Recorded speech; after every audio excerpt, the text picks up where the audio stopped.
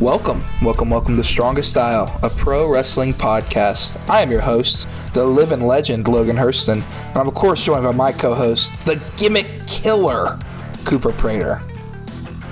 Unlike Penta, I'm afraid I have todo miedo. And he is a giant and the undisputed Strongest Style champion of the world, Mr. Jack Dudley. Ring the bell. Welcome back. It's been a kind of a slow week. It's our first retro in a while. We get to talk some Lucha Underground. Totally not stealing that from Deadlock in any way whatsoever. But for the first time, and one of the few times this will happen, we will be talking a little bit of WWE because me and Jack. We watched one of the big fours. Probably I only watched this in Mania. You sold your soul to New York. Oh, God. We watched Royal Riyadh Rumble. That was the name of the show. Or as I call it, the Rail Rumble, as Ray put on the side of his trunks for like the 2 seconds he was in the match. Did you see that, Jack? I did not see that. Okay, wow. The Rail Rumble. I saw him there. I didn't notice that. He's been doing like the weird thing where he puts like the normal logo pay-per-view name on every single part of his pants. But this time he just put Ray instead of Royal, so... Makes it easier to sell them later. That is true. He has to find some way to keep himself entertained, too. Jack's family is diehard WWE fans. We all know Cooper is never going to watch that thing ever again. And I've been mostly tapped out. I am better than you all. Yes, that is true. But I do, if I'm not doing anything, I'm not paying for it. I'll watch the Rumble, and I'd watch, some of Mania. I'll probably be watching some of Mania in the background of Jack's wedding, and reception and stuff like that. And Cooper will, at some point, see the screen, I'm sure, during that. So you'll probably hear something of Mania talk. It's going to be Mania weekend. We'll talk about other stuff anyway. But, yeah, I don't expect us to talk about SummerSlam or Survivor Series, War Games, or anything like that. But the Rumble, it's easy watching. It's eat your popcorn, idiot, You get to see all the people come out for the entrances and do nothing for the whole match. Well, it was, at least, until all the entrances became garbage, too. That is true. You can't tell who's coming out until you see Oh, man. So many of the... that's so true about the Rumble. We also, in the spirit of the Rumble, have decided to watch the superior version of the match. Like we talked about at the beginning, we're going to go through Lucha Underground's second annual Aztec Warfare, which I heavily enjoyed. I loved it. This is we'll get to it later, but this is when I think of Lucha Underground, this is the first episode I think of in my mind. It's yeah. Oh, wow. So that's interesting. Good to know that we're separating ourselves a little bit from our Deadlock influence. Yeah. Starting at the middle. No, we're jumping around, brother. We're not doing a straight episode by episode one, but no way. I got a little worried too when they started doing episode 2. I was like, uh-oh. We better hop on one of these while we can. Yeah. But hey, we're officially the best 3-man podcast in wrestling now. So they only have 2. No. They only have 2. Shout out Deadlock, though. We wouldn't be here. I wouldn't be here without him. I wouldn't have started it with Noah without him for sure. Yeah, the Royal Rumble. I walked in I missed the first 5 or 6 entrants in the women's match, I think. So when I saw a person in houndstooth, I was very confused because not half of the women just wore not even typical, close to what their original gear was. They were just going all out. You could tell it was it was tiered by, how much effort was put into them was based on, how high they were on the car. For sure. It was definitely the one you're talking about, the Houndstooth, that was Kiana James, Julia's tag partner or something. And like a houndstooth pattern. Yes. On, like, Yes. bodysuit? Yeah, it was all houndstooth. It was a cat suit that was entirely just white and black houndstooth. That's why terrible. Well, that is her gimmick. So like, once someone said that, I'm like, oh yeah, but I forgot she existed. So, that's her gimmick. Her gimmick is houndstooth. No, but she always has that on like her purse or like in her attire anyway. So it wasn't like that crazy. But no, she's like Kiana James is like the like antsy businesswoman. Yes. Yes. That's right. I remember in the battle days when I was trying to in a failed attempt to still keep up with WWE, I would sometimes try to see what NXT 2.0 was doing, and I vaguely remembered a fancy businesswoman and a hick country girl in a tag team. That is true. And they were like trying to like buy a bar or something. Yep. And like they were yep, with known piece of crap that the tag team that they were buying the bar for was with Josh Briggs was in that tag team. Okay, yes. In some ways, NXT 2.0 is really the spiritual successor to Lucha Underground. You're unfortunately not too far. Lucha Underground was it's like if Lucha Underground, instead of being influenced by, like Robert Rodriguez and like, grindhouse exploitation movies and like, cool shit, if it was like, made by a person who exclusively watched One Tree Hill or Hallmark movies Hallmark movies. Hallmark movies. Yeah, that's right. It's not too far from what my mom and my grandma watch. But I watched her in NXT. Like, I remember her. She went to the main roster and like immediately got injured for like a year, and so like I forgot she existed. I'm like, she's still in this company? That's shocking to me. And hilariously, what I love too about a lot of these Rumble matches is like Kiana James and Julia are like a package deal, right? They do not get in the match together at the same time whatsoever. Like, they do not interact at all. She is thrown. James and Julia are a package deal? Are a package deal, brother. That's her manager. Yeah, okay. What the fuck are they doing with Julie? They're nothing, brother. What is happening? She is so much of an afterthought in that company. I stopped watching this company for 2.5 years, and they have their big star Joshi signing teaming with fucking, I don't know, Brindley Reese or whatever. Like, what is happening? Yeah. What is funny though is the country girl from NXT is still in NXT, so she's still there. But I forget what her name is, Fallon Henley or whatever. But no, Julia is. Bro, remembered actually. Yeah. Julia's women's United States champion right now, and you would not realize that because if you watch these shows, she is barely on them. She held the title, lost it to Chelsea Green, and the fans got mad, and then she got it back, and then has done nothing. Right, Jack? Your parents watch this. What about I mean, you said you'd be easy to forget that Julia is the Women's United States champion. It's just as easy to forget that there is that championship. But anyway, I had no idea. I think the only things from like the Women's Rumble that's really worth talking about is I think they did a really good job at booking Lash Legend. She looked like a beast. I think they did a good job with Sol Ruca, and she'll probably get like an NXT title shot 'cause she eliminated the NXT champion. And that's it. That's not it, Logan. You missed the return of Brie Mode. Oh, yes. That did happen. Brie Bella 1 and Bella 2. And let me tell you, brother, they're coming for the women's tag team titles at WrestleMania. I'm calling it right now. They eliminated whoever was the champs, which I believe is Rhea and Io. It's Rhea and Io Sky, yes. Yeah. You know what this means? What? Daniel Bryan's coming home. I will shoot you with a gun. All that stuff about he can't travel, that's actually because he's coming back to WWE, brother. We're doing a talent swap. Daniel Bryan's going back so they can get Styles. That's the twist.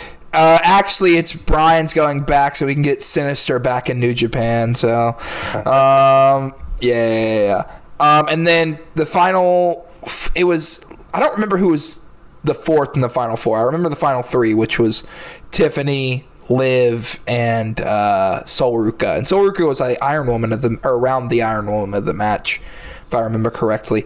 And Sol Ruca hit the double soul snatcher, went to eliminate them both, somehow also ended up outside the ring. All three women are on the apron. She went for the soul snatcher on the apron. Dumbest move you could ever do, especially when there's two competitors instead of one. Even if she would have hit the move, it would have taken her and the other person out, and the other person would have won. Anyway, goes for the move, gets shoved off, and then Liv hits her finisher, the Oblivion, to Tiffany on the apron and wins the match. She also eliminated her tag partner in Raquel Rodriguez. So some people think that Raquel apparently has a title shot against Vaquer. She's going to win it there, and they're going to run that into Mania, which, okay.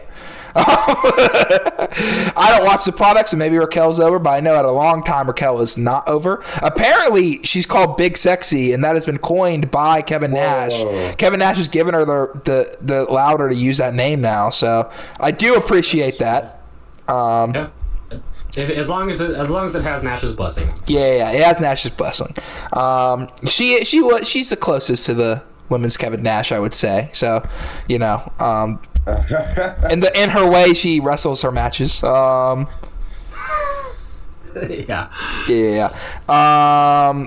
But yeah, that was I don't remember. There was at one point someone almost did a Spike Dudley Razor's Edge spot where their legs almost got caught off the top rope and almost ate crap. I think it was Io. It might have been that got hit by that. But that was interesting. You know. Yeah. It's the crowd sucked. That's also what I had to say. Unsurprisingly. Yeah. So, did they like cast a cloak of invisibility on the crowd or some shit like that? Like, what was happening? They were trying to do that. Oh, sorry. No, it was like that. I could see from like, I don't know, fan cameras or whatever, like on Twitter or whatever, that people were there. But they put like lights in front of everyone, and so it made it look like the LED seats. thing. Yeah, it was like that thing they did with the Revolution that one time, but instead of bracelets, it was like something else, and it was it obscured everything. It was almost like they had either a glowing lantern on the back of their seat or like in front of everybody, and like it made it look like it was like completely empty in certain sections, which like we know it wasn't. There was a very funny tweet where it said AJ Styles, if you would have told me that AJ Styles would have wrestled his last match in front of half a crowd, I would say, hey, TNA's attendance is going up. I did see that, which I thought was pretty funny. But yeah, we did move on from Liv winning to the AJ versus Gunther match. Apparently Gunther was also going to be in the Rumble, so he was pulling double duty tonight. And this was, I would say, a pretty good match. AJ, if this is his actual retirement run, he went out on 3 really good matches. Mainly because, I mean, like, it's AJ Styles who hasn't... You haven't watched the match, right, Cooper? Yeah. Well, you made a look, so I was like, have you just, like, seen clips or stuff like that? AJ still hasn't lost much of a step. Like, he's still really, really good. He's obviously not as, like, fully in his prime. And then you have, like, one of the greatest wrestlers in the world right now in Gunther, so... or Walter, as we like to call him. He's starting to get a little bit of mass back. He might come back to our boy soon. Don't threaten me with a good time. Gunther was just... I'm calling him by his dead name. Walter was just really mean. God. I just hate calling him Gunther. It doesn't... Gunt. You have to call him Gun. Gunt. That's what I call him. Gunt was... Oddly enough, I did kind of get used to Gunther quicker than I thought I would. I was also very anti it, and I am anti it still in principle, but I think the strength of that big, huge Intercontinental reign helped a lot. Yeah. I was just seeing that name all the time during that time. So, but yeah. I know it feels wrong to say the name and then look at Cooper's face. Like that doesn't feel right to call him that to you. He's judging you. Yeah. I feel like he's like judging me every time I say it. Anyway, Big Gunt. He was just really nasty the whole match, just beating the ever living crap out of AJ. He messed up. He threw him into the Wingstop ring post at one point. Apparently, all the ads for this match, for all the matches, were stuff that I do not believe Saudi Arabia has, which is pretty funny. Like Wingstop and TurboTax, Intuit TurboTax.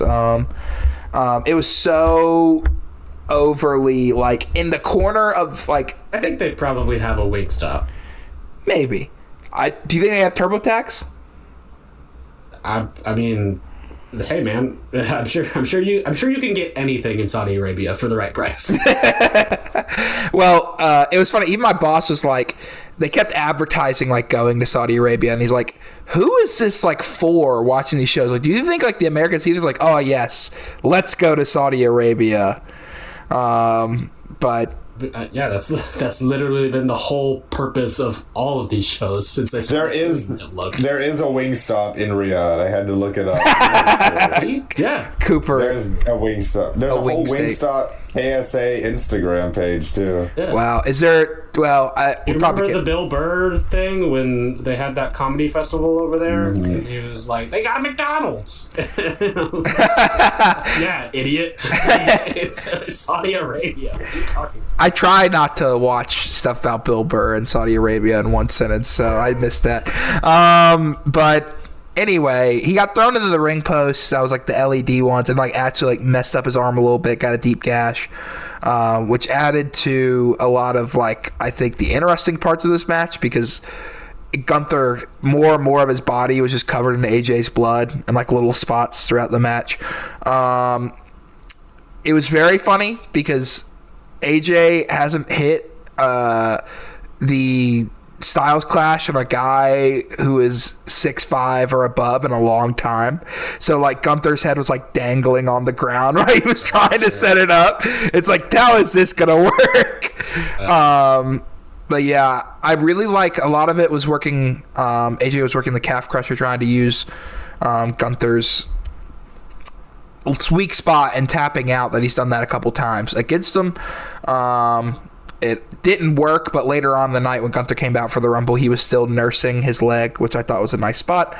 And the finish was similar to the Cena finish, which sleeper. Every time AJ gets a hope spot, he just gets that sleeper back in until finally he doesn't tap out, but he's unable. He's right there at the rope too. He's almost there, but he just can't reach it and fades away. Jack, what did you think of this match? You watched it, I assume, with your family. Yeah, I thought it was pretty great. I really do like Gunther's work. Actually, I had a long discussion with my dad about it, with my family, because they, are like you just said, they're big WWE fans, and they do peruse the rest of the wrestling world, but they are, at the end of the day, mostly WWE fans.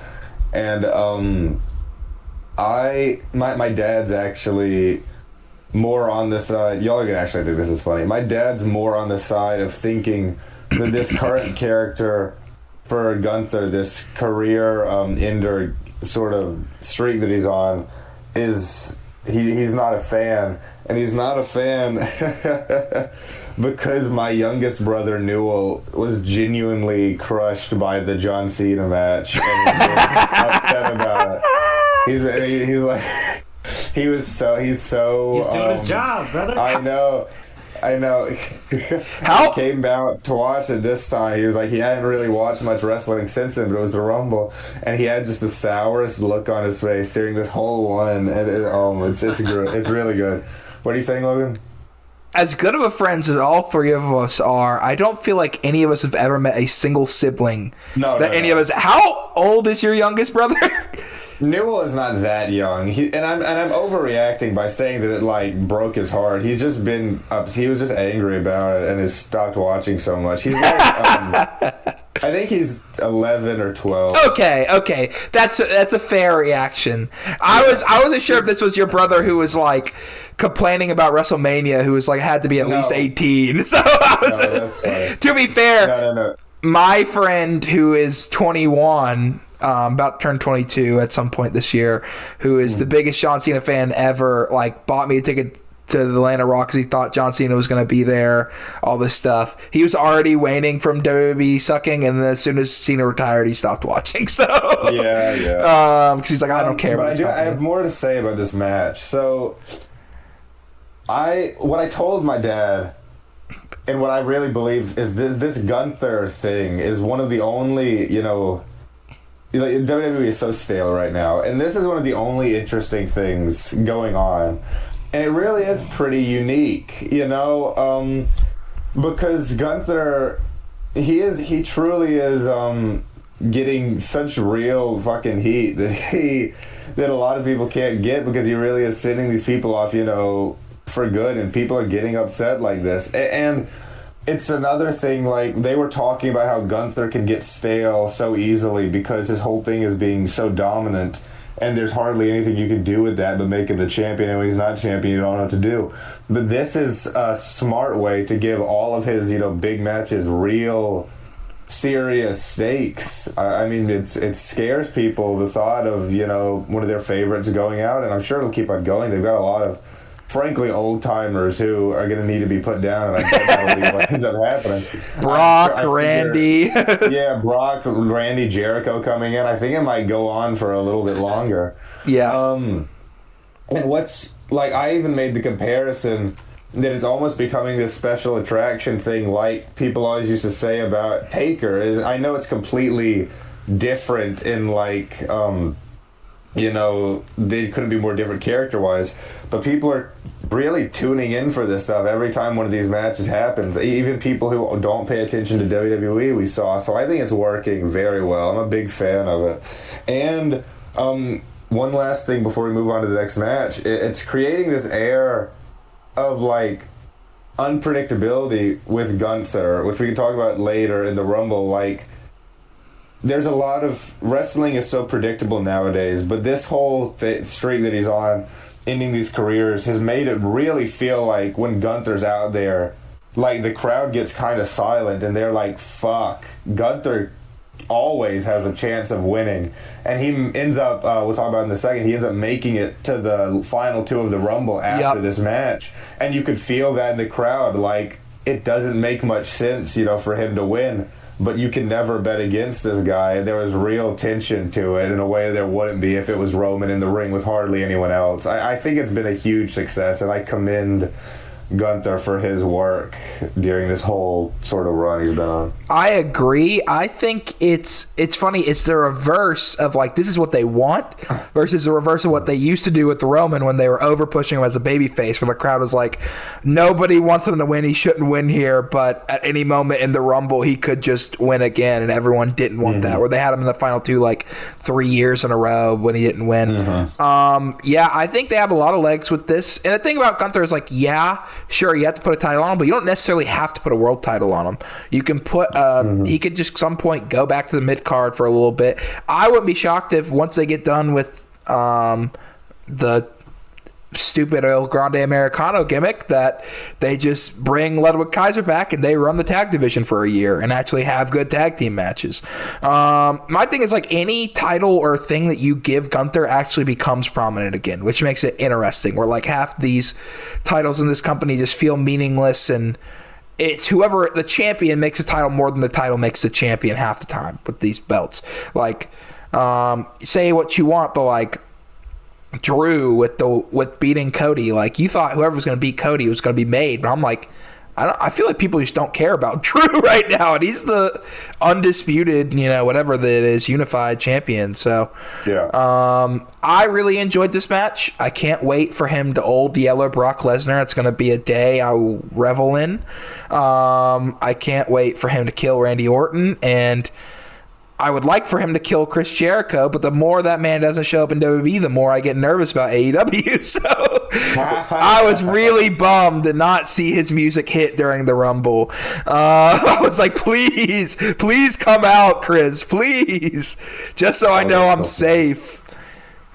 He's waiting for the Saudi mania. Don't you worry. Yeah. Don't you worry. I think he might tour for a little bit and then come back after Mania. Now, if he's not come back during the Rumble, Javon Evans wants to wrestle him. Apparently, hey man, I got you. Someone served on a silver platter. But yeah, speaking of Drew McIntyre, well, we got mentioned the AJ. What happened after the match? Thank God they finally gave Gunther/Walter's actual theme back, because the silence. Oh, they did the just straight up classical. Yep, symphony. Yeah, they did. They started doing that the Cena match. Yeah, the symphony number. Okay, nice. It's symphony number 9, right? If I remember correctly. Dvorak Symphony number 9. Yeah. The shit that they made for him, it was dog water. No. Bad, yeah. They just gave him straight up Symphony number 9 again, which is great, because after he beats someone and everyone's stunned, you just hear that rain throughout the whole arena, and he walks away. And they gave it to him so much that they re-released it on Spotify with this face on it. It's like Gunther's theme, Symphony number 9. And it lists Def Rebel as the. Yeah. Always carnies. But AJ, he didn't tap out. He passed out. He didn't even realize he lost at first. Finally gets up. He's all sad. He stands in the middle of the ring. People are chanting for him. He goes to take off the gloves.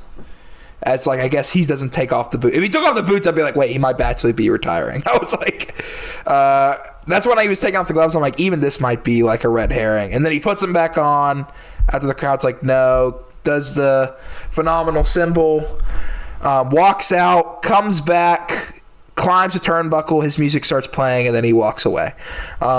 Which, I wouldn't be shocked if he actually is legit retiring, because I feel like the way they presented it is in a way of okay, he's just, even though he's not, he can still wrestle at a very high level, he just doesn't have it in him anymore, especially when was the last time the AJ had a prominent feud other than the Cody thing? He's been aimless for the last 3 or 4 years at this point in WWE, since post-COVID. I maybe got intercontinental runs, and he's had a tag team title run with Dragon Lee, but again, he's just kind of there, which sucks, especially when you have one of the best in the world in the last couple of years. You have him.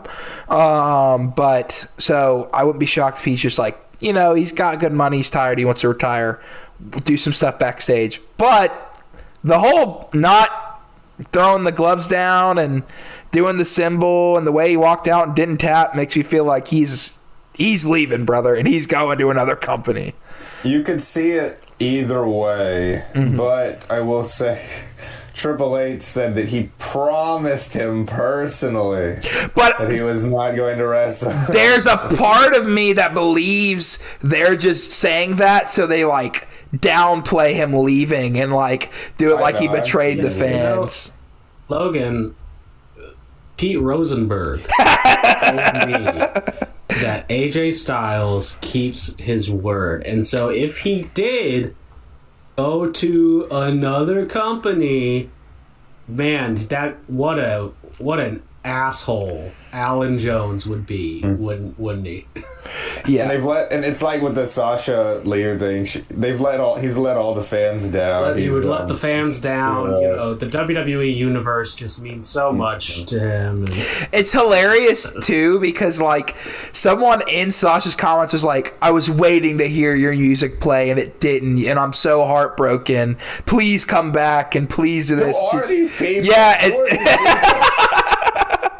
And she's like, you can watch me in AEW, is what she commented back, which is true. My thing is, if this is it, look, he's one of the greatest of all time. I'm sure at some point, if this is actually it, we'll do some type of retrospective, or, we'll probably watch that Unbreakable match at some point, on the podcast or something like that. We'll watch some Demigods or 2014 New Japan, 2013, 2012. But I don't feel like this is it. I feel like that. Let's be real as hell right now. That fucker is not retired. It makes sense. That brother is fighting the goddamn Will Ospreay in Wembley Stadium. Like, I don't know what to tell you, dude. It's funny, too. Everyone's like, I hope he goes to TNA. Who would he wrestle in TNA? Like, he can do that now, signed to the WWE talent. Like, who's he going to wrestle? Leon Slater, that boy's out the door. He gets that match, and then you want to see his rich history with Frankie Kazarian. Like, you have two. You have Slater, Santana, that's it. And even Santana, as cool as that would be to see, it's not like I'm clamoring to see that match. You know what I'm saying? Like, we never saw the Kenny... Dude, Eddie Edwards, man. Eddie Edwards. Maybe the JDC. Mr. Elegance, like, dude. Like, Mr. Elegance is a big one. Maybe the JDC will come out of retirement so he can wrestle AJ one last time. I was looking forward to AJ throwing down with... Callum Newman. I'm sure you were. Someone said he should go back to New Japan. I'm like, that would be base, but like, what faction would AJ even be in right now? He'd be the new leader of the house.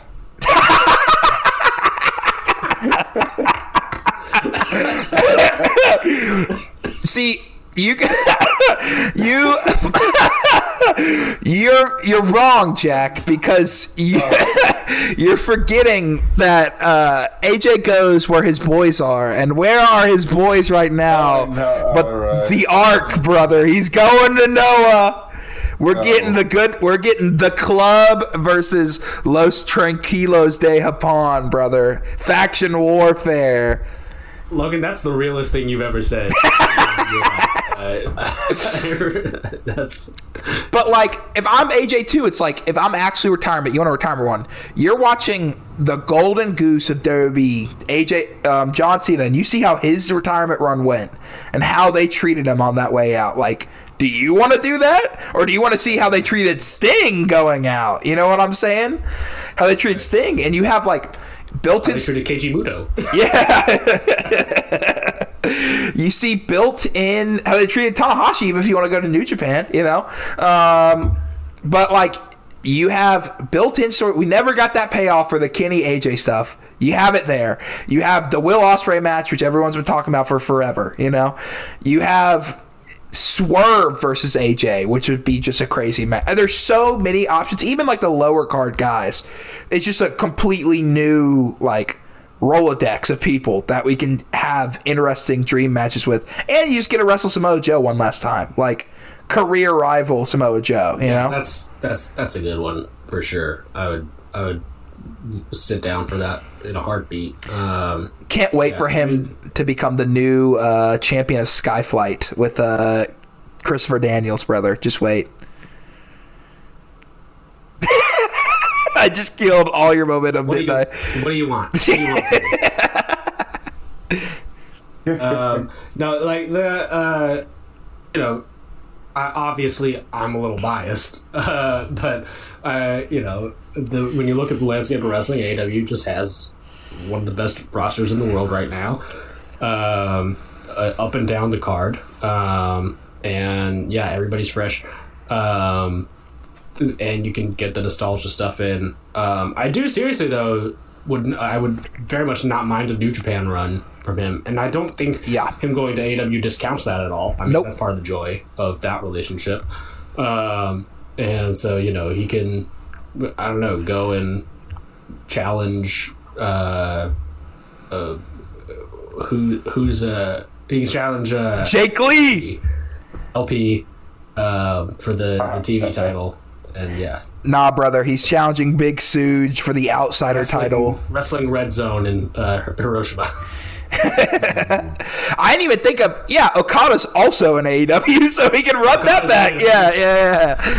There's so many. Oh, he can get revenge on Kenny for kicking him out of the bull. That's what I'm saying. Yeah, and not only that, like he can get Carl Anderson and Doc Gallows signed again. Great stuff there, and he's gonna get more money to work less in AEW. Oh yeah, like that's what I'm saying. Like, you're going to get more money to work less, and you're going to be presented as the top guy for your final year of your career. Like, who wouldn't want that? Even if you only wrestle 3 or 4 matches, you get like 3 or 4 dream matches, you know? I mean, I do kind of hesitate. I mean, obviously however long he has left is a decision that's really, his and his doctors. But I would, if it is that short, if it is like just a year left or whatever that he's got, I do kind of hesitate with that, maybe, because like then AEW is the perception at AEW is the wrestling retirement home. Yeah. Right. Like, and I don't, as much as I adored, the Sting send off, and I think that is a skill that Tony Khan as a booker has proven that he is far and away the best in the world at right now, is giving these older acts a place where they can be respected and treated like the legends of the business that they are. I ultimately don't know that I want the top scene of AEW to mostly be dominated this time next year by people, all of which who are going to be over 40. Yeah, I'm not saying he should be a world title run, but I'm saying like he just like the matches he would have. Be. That'd be, yeah, if he's that's there. True. Like, yeah, it's like, let's not delude ourselves. Yeah. The thing too about, and this is the one thing that I'm not 100% sure he's going to AEW, though I feel like it's actually like this is going to happen now, is. And this is what I'll say about AJ, is they are true about, like, he is a loyalty to death person. Like, when he was in TNA, he didn't want to leave TNA. The only reason he left, he said, give me the same money you're giving me now, maybe a little bit more. Yeah. And they were like, we're going to cut your pay, we're going to do this. It got to a point where he couldn't, feed his family, and it wasn't worth for him. That's why he went to New Japan and then eventually went to WWE. So that's the one thing I can see, like, he is getting paid well ultimately in WWE, and they have mostly done right by him, maybe they could have used him a little bit more, but like they never like done anything too crazy bad with him, I mean, I've said on here before that I thought for the most part he would be a WWE lifer. And that still might be true, and I'm sure, like, even right now, they're, shoving as many papers and lawyers in his face to try to get him to sign a Legends deal already with them, like, I'm sure they want to keep him in the family as desperately as they can, if for no other reason than just to avoid, the look of, I don't know, egg on their face when he goes somewhere else. Yeah, I mean, like, but also this new regime, like when he came into WWE, it was still, the McMahon show, and it is very much not the Vince McMahon show anymore. And Vince's many weird and bad business moves aside, he had this kind of weirdly predictable approach to, like, who he would and wouldn't keep on. If you showed loyalty to Vince, he would largely reward you for that. These TKO guys don't give a shit about. No, not at all. No, they see, this guy's earning what, like $4 million a year, and he's just one of the greatest wrestlers of all time. Cut that guy. So yeah, I mean, I can see a number of angles that this plays out on, but yeah, I mean, it is the most interested I've been in AJ for a while. Obviously, me having not watched the product and not watch what he's been up to for the last couple of years, this, but being still such a big fan of his work and thinking that he has all the potential to still be one of the best in the world. I'm just very interested to see how it plays out. For sure. We then move on to, this is going to be quick, a WWE Undisputed Championship match between Drew McIntyre and Sami Zayn. And I have seen this match multiple times live in dark matches. We saw this match in Birmingham. Yeah, in Birmingham. I also saw in Atlanta the Raw before last year's Rumble. So, and they're a decent pairing, but let me tell you, brother, Drew is cooked since Hell in a Cell. His body. That spot he did where he took the Claymore onto the steps, I legit think took like years off his career. And I never thought about it like that, but honestly, you might very well be right. He's just not the same as he was. He's not as hot. It's like when he got the title, it didn't feel like this climactic moment. It felt like, here, dang, it's like, okay, I guess this is your 4th time challenging in a row. We'll give you the title. And even then, he only won by, Fatu interfering or whatever. And so with the Sammy stuff, it's like now you just give him the title. You can't pull it off him, even though this is like a perfect spot to give it to Sammy. So it's like, all right, well, I guess we're just gonna have Sammy lose again. And it's not even like he just got put down like old Yeller, bro. Drew disrespected him. He said, your child, he said, you're never gonna be champ, come fight for your child. He smacked the crap out of him, hit him with 2 Claymores, and we called it a day. I think Sammy got like 1 haluva kick in. He got a Blue Thunder bomb, but like it's pretty short, and Drew just beat him. So a lot of people were predicting Sammy to win this Rumble with it being in Saudi, and then when he got the title shot, it's like, well, maybe he'll lose and then he'll win the Rumble, but no, he just gets nothing. So maybe they'll run that back in Mania. Maybe he'll go and win the Elimination Chamber or something and then beat Drew, or maybe they hold off till they're in Saudi Mania next year. Maybe they'll never give him the title. Is probably what they'll actually do, because that's the correct one. Yes, you got to stop thinking that that there's any situation in which Sami Zayn is winning this title. But yeah, maybe world heavyweight. World heavyweight's good for you.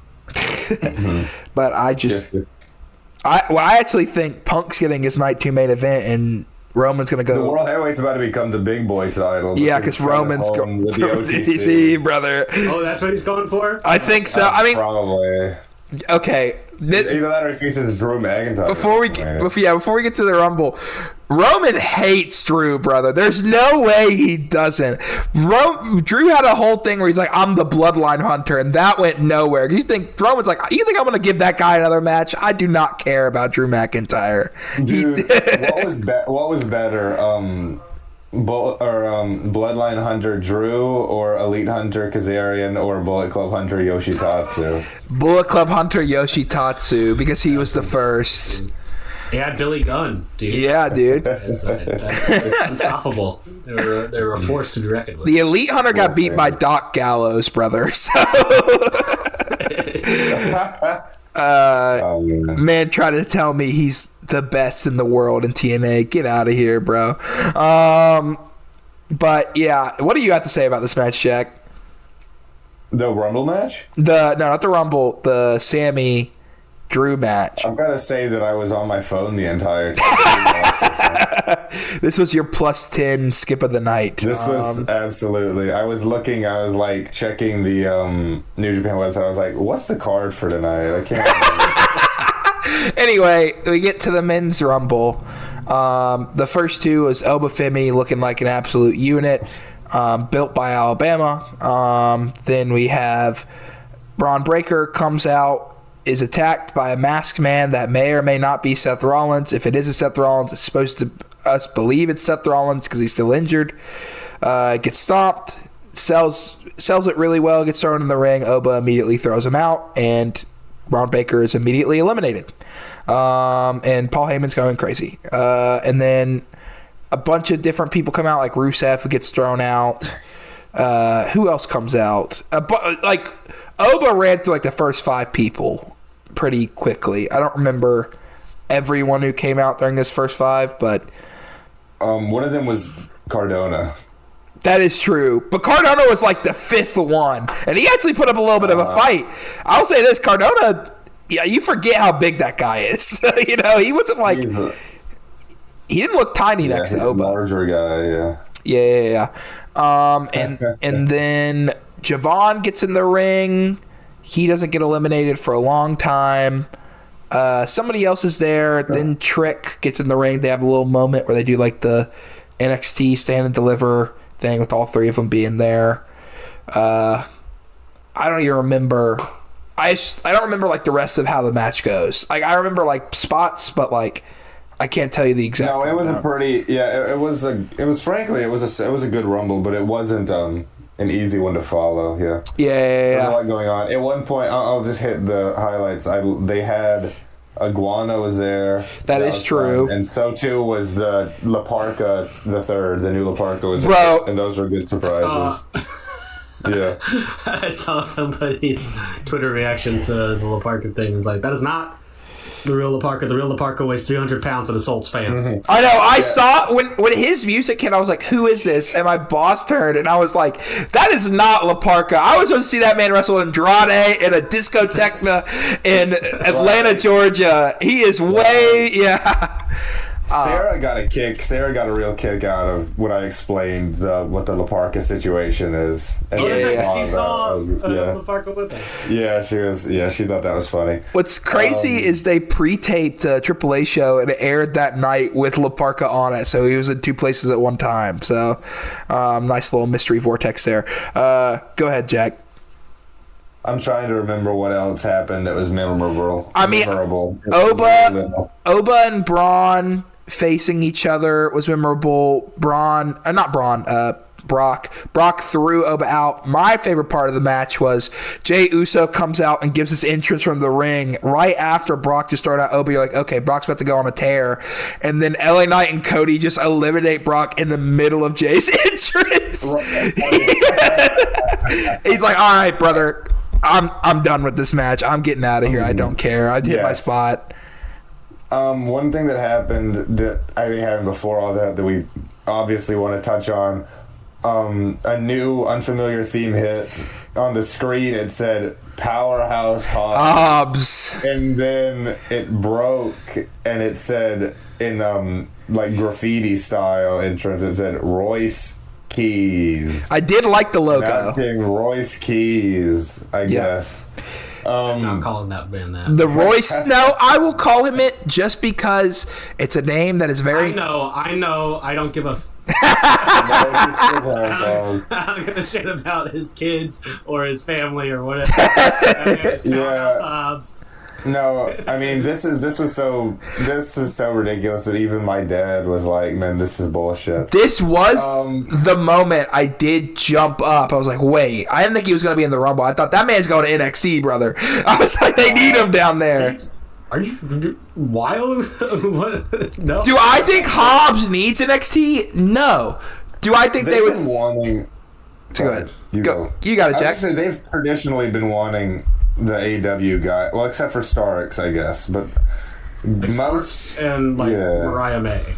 Yeah, but a lot of the AEW guys have been going straight to WWE or straight to the main roster. I mean, Cody did and Jade did, and a fair few. Rusev and Alistair, even though they were there before, Penta and Phoenix. So I wasn't that surprised.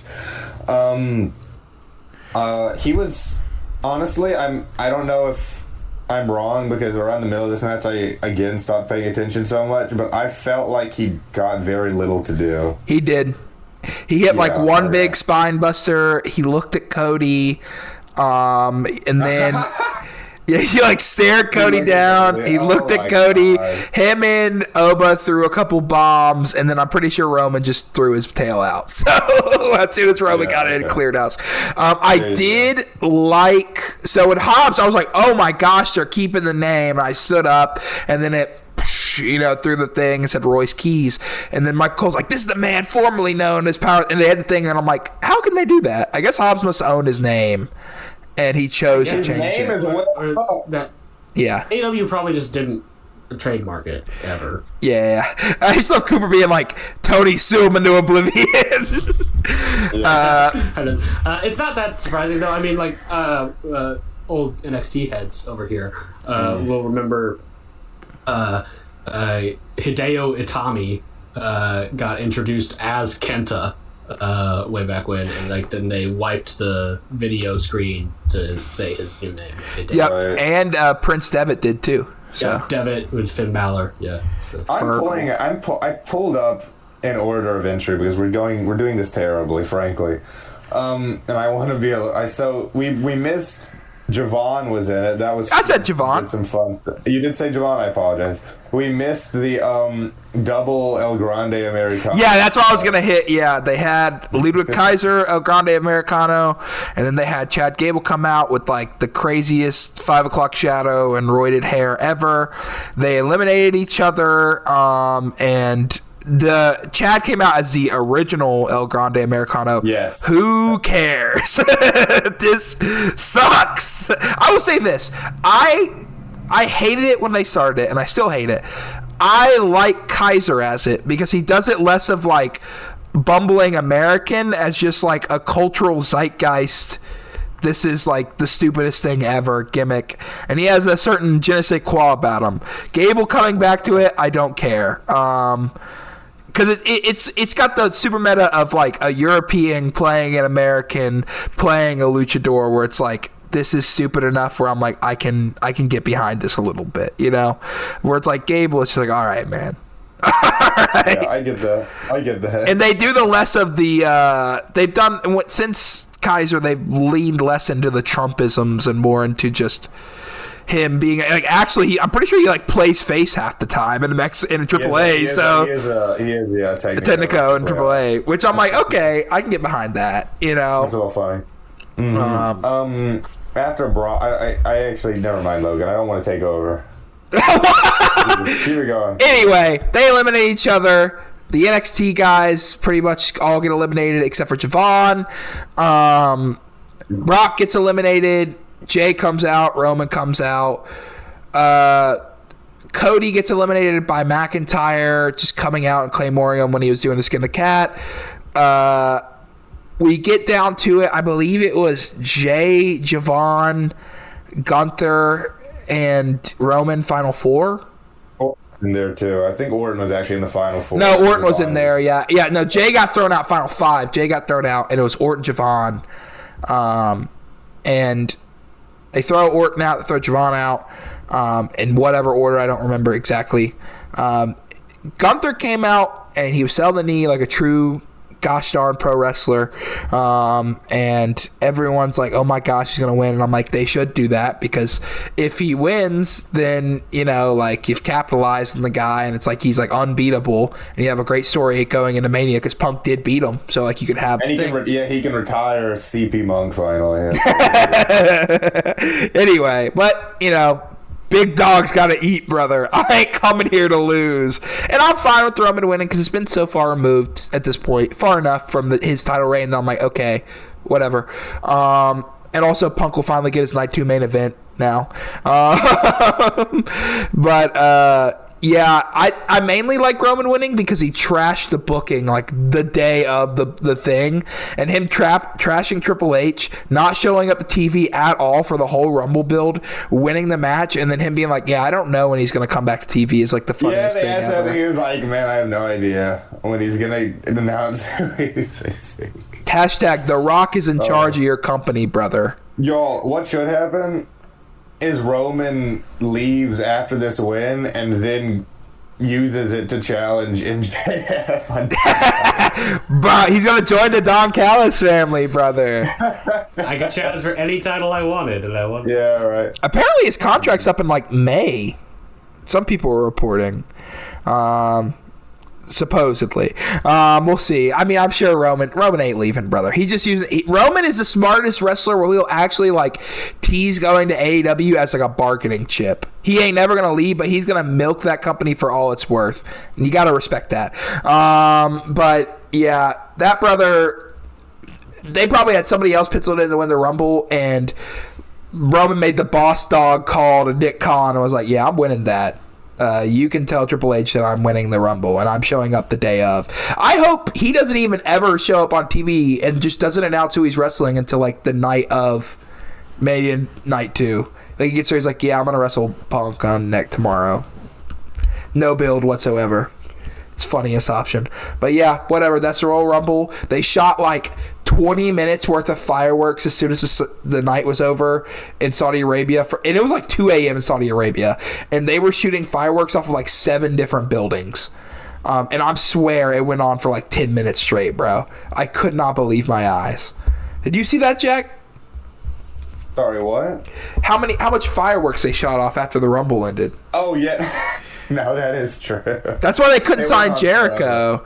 Yeah. Like millions of dollars worth of pyro, bro. I'm not kidding. It was hilarious. And there was like a laser light show in the sky. Yep. And it said like then, now, forever. Together. Yeah. It was ridiculous. Oh, man. No, that's true. It was like 2 a.m. in Saudi Arabia, too, and they were like shooting fireworks for 10 straight minutes out of off of 8 buildings. Like different buildings were shooting, it was crazy. Yeah, whatever. That's the Rumble. New Japan! New Japan happened today, right before I got on this show, and it was just... it was just a very simple Road 2 show. Tomorrow is the interesting one. That one's got Oiwa versus Goto in the main event, so keep an eye out on that. I bet that'll be very good. Today was just straight tags. Well, actually, to start of the show, we had that Young Lion Cup final, which Morishima won, and frankly, a really good match. I think anyone who's like interested in Young Lion development and is like a more serious New Japan fan should go out and check this one out, because I mean, these guys are real. They both, I'll say, Kato has a terrible look. He's got one of the worst looks in wrestling. His hair is disgusting. But they had a really good match. And I actually was still over with my family this morning. I stayed there last night and I watched it. And my father, again, was like, man, that was very good. And it was. The next was the KOB versus Shoya preview tag. It was Shoya with Tiger Mask versus the KOB with Gato. Knockout Brothers ended up pinning Tiger Mask. But the story of the match is that Oscar is growing a beard. I guess he's gotten tired of looking like a kid all the time. He had a stubble on his face. Then we had... cannot possibly begin to imagine what that's going to look like. I know. Yeah, such a good... I think he has a good, clean-shaven face. I think he's pretty intimidating, yeah. It's only when he starts to speak that it's like, wait a minute. Yeah, when he talks. But, if he's just, as a presence, he was on... I know he was on commentary, yes. at the table for one of the last Road 2 shows, and he, had his hair pulled back and he's got these sunglasses on, and I was like, oh, yeah, that, he looks like a legit, heater. But, yeah, I kind of agree. I liked the look before, but I am willing to wait and see what happens here.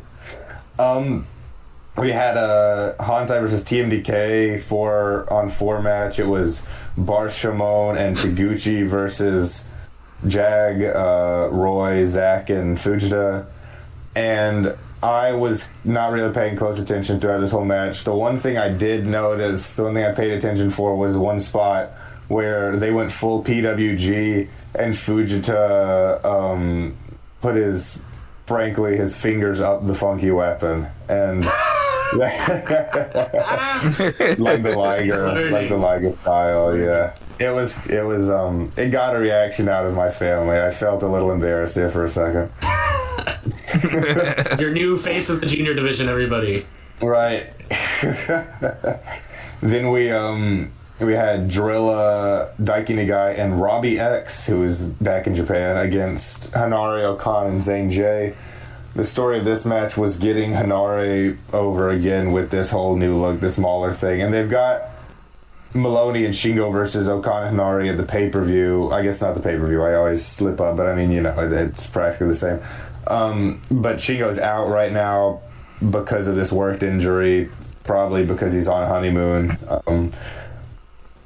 Zane J looked fine. He's got the same sort of thing. They give him new stuff, or is he still a young lion? No, they gave him... He's in a similar position to where Newman and Dangerous J were early on, where he's got attire, but it's basic. It's like black trunks with a bit of green. So he's in a intermediary stage right now. Yeah. Like Fujita before he got the pants. Right, the same thing with Fujita, early Team Decay Fujita. Hanare had a pretty sick Dr. Bomb to win this match, and it says on the website Hanare Bomb, so I wonder if he's got a new finisher cooking. Oh, and Oiwa, actually. I forgot to mention, Oiwa debuted what looks to be a new finisher for him, too, a submission victory over Taguchi. It was like a Billy Goat's Curse, but with just like a single leg Billy Goat's Curse. It looked pretty good. I thought it looked cool. Then we had the House of Torture versus Hantai match with Wolf, Yo, and Yano and Wado versus Yujiro, Doki, Narita, and Dick Togo. There wasn't really any mention of Evil leaving beyond just like, yeah, he's gone. There wasn't any big angle except for at the end where Wato was able to get Doki isolated, hit Sutenkaku German on him, and got the pin and announced his intentions to challenge for the Junior Heavyweight Championship. So that's exciting. I know we're all big Master Wato fans here on the pod. I'd like to imagine that he gets the victory, but who knows? Doki is getting crazy if he did. But they should. They should absolutely do it. I mean, people have mentioned, Wado and Doki, funnily enough, are kind of career rivals because of the infamous way that Wado debuted and it was attacked by him. Oh, that's right. Back when Doki was like a nothing guy. I mean, it's easy to forget now, but he was like lowest of the low, and they brought back Wado from Excursion, and he immediately got punked by like the least important member of Suzuki-Gun. So they have history there. Then we had 2-on-2, the triumphant return of David Finlay with his new tag partner Hiromu versus Dangerous J and Callum Newman. This was a heated sort of brawl all around Korakuen type of match, like they like to do. There were some fun crowd brawling spots, and it ended with Finlay getting the definitive pin actually on Jay to get the I think this is the first time Unbound Company have gotten a big win over United Empire since the show, or since Wrestle Kingdom, and he yeah, it's exciting. I'm excited for Newman versus Finlay. I'm wary about... Actually, no, I'm excited, too, for Hiromu and Ishimori versus Akira and Young. I just don't know if Young is really good enough to be in a big match like that, but I'm sure everyone else will do their part. Then we had Tsuji and Ishimori versus Akira and Jake Lee, who, I will do a little aside, had an amazing promo segment on the New Japan, one of those cinematic, sit-down interviews they put on the on the YouTube every once in a while. And he added, we've been talking a lot that like character building is Lee's strength a lot more than the actual matches, and he did a great job finally kind of explaining this new character. He's got a new nickname, no more the Smart Bastard. He is now calling himself the Court Jester of United Empire. I don't know if y'all have seen. And it's kind of an interest. Yeah. I don't know that I got that far, but okay, yeah. Mm-hmm. That's the gimmick. It's actually kind of interesting. It's a funny thing. It's funny for him, being this weirdo. But the way they're going with it is almost like what's that guy? Wormtongue, Lord of the Rings, right? The Brad Dourif character. It's almost like he's presenting himself. I don't know if they'll go further with this, but they're almost presenting him as like the guy in Newman's ear more than him being the actual leader of the faction. And I think that's kind of cool. I mean, for a faction like United Empire that's so, has those kinds of aesthetics of a kingdom, I think it's a cool gimmick for him. What Lee talked about was basically expanding on what I talked about last week, them going with the route of this injury really breaking him a little bit, sort of changing his perception of things. And the opening line is really good. A lot of people reposted it. He said, I've come to find out that in life you can't ever really rebuild fully what's been broken, and wouldn't you know it, the body is the exact same way. And he went into detail about just how painful this injury was in a way that rehabilitation isn't for everyone, but he just got those muscle tears in your leg. People talk about all the time. It's just so hard to rebuild from that, and it's just like never-ending pain.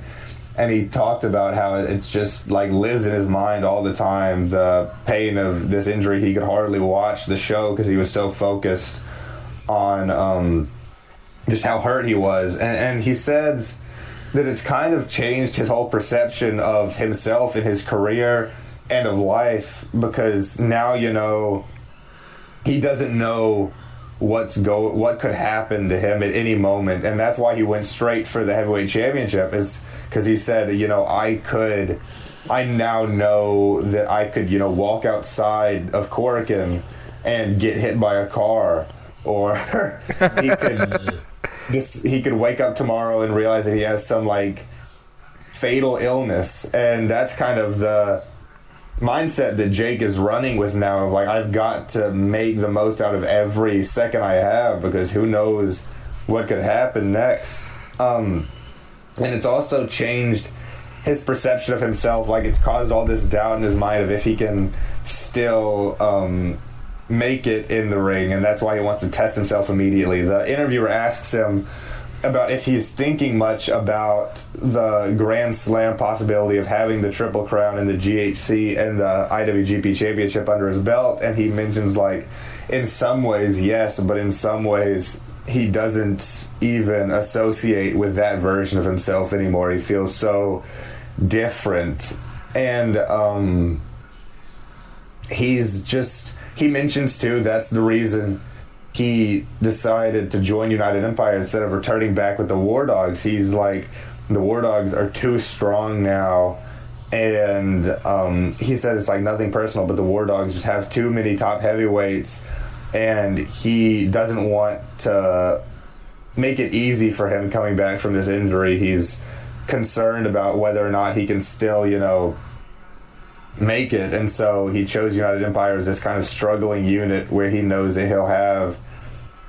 he's kind of on, you know, on the edge in United Empire in a way that he wouldn't be in Bullet Club. And I just thought he talks, I'm sorry, I'm going on and on about this, but it really was interesting. I thought it was one of the better one of these interviews that they've done in a while. Last thing I'll say is he talked about Tsuji and the direction of the company post Tanahashi, and he said, like, he thinks that fans have this stability, they feel safe in Tsuji's sort of arms while he is the heavyweight champion after Tanahashi has left. And he says that he's never liked safe wrestling, and he wants to basically keep New Japan in that state of anarchy that it's been. He thinks it's more interesting that way, and he is going after Tsuji partially to test himself, to make sure he can get the championship while he still can, but also that he wants to basically prevent New Japan from stumbling upon their new ace figure, because he just doesn't want that to happen by principle. He wants anarchy and chaos in New Japan. And I don't know, it made, I think, this character all click for me. I was a big fan of it. Yeah, I watched a fair bit of it. I didn't get through the whole thing, but like I think maybe like 10 minutes out of the 20 that it was. Mm-hmm. Yeah. I wholeheartedly agree. I mean, this we've said on this podcast before that, you know, Jake Lee is a incredibly weird guy, and a weird wrestler, just to watch in the ring. But there is a kind of, you know, magnetism to him that was undeniable, even. And he has aura. Yes, as the kids say these days. Big aura for Jake Lee.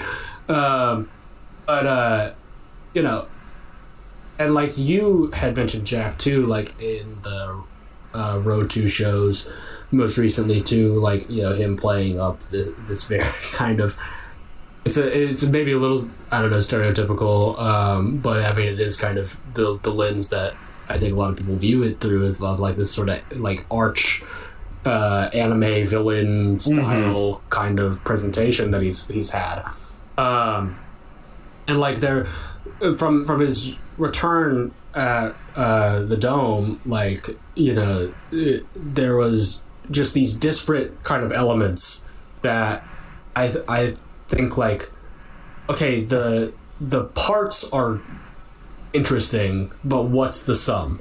Right? Mm-hmm. What is this, like, you know, laughing around and, you know, this kind of weird sort of, you know, marionette puppet kind of style of movement. What's going on? Yeah. What's all of this like for?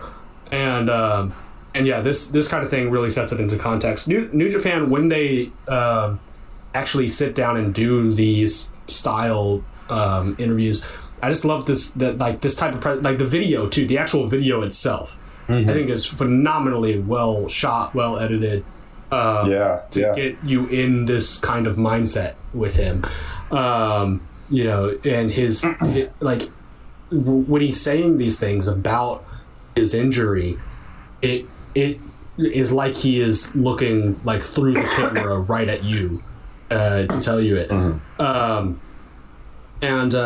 Yeah, I mean, I'm still maybe not going to be like the biggest, like, you know, I'm maybe not gonna give those matches, you know, 5 stars or whatever, but like it wrestling is more than just the moves, and you know, that knowing who he is, what his motivation is going forward, I think is certainly has made me more interested in this title match, and sets up a really clear dynamic between him and Tsuji.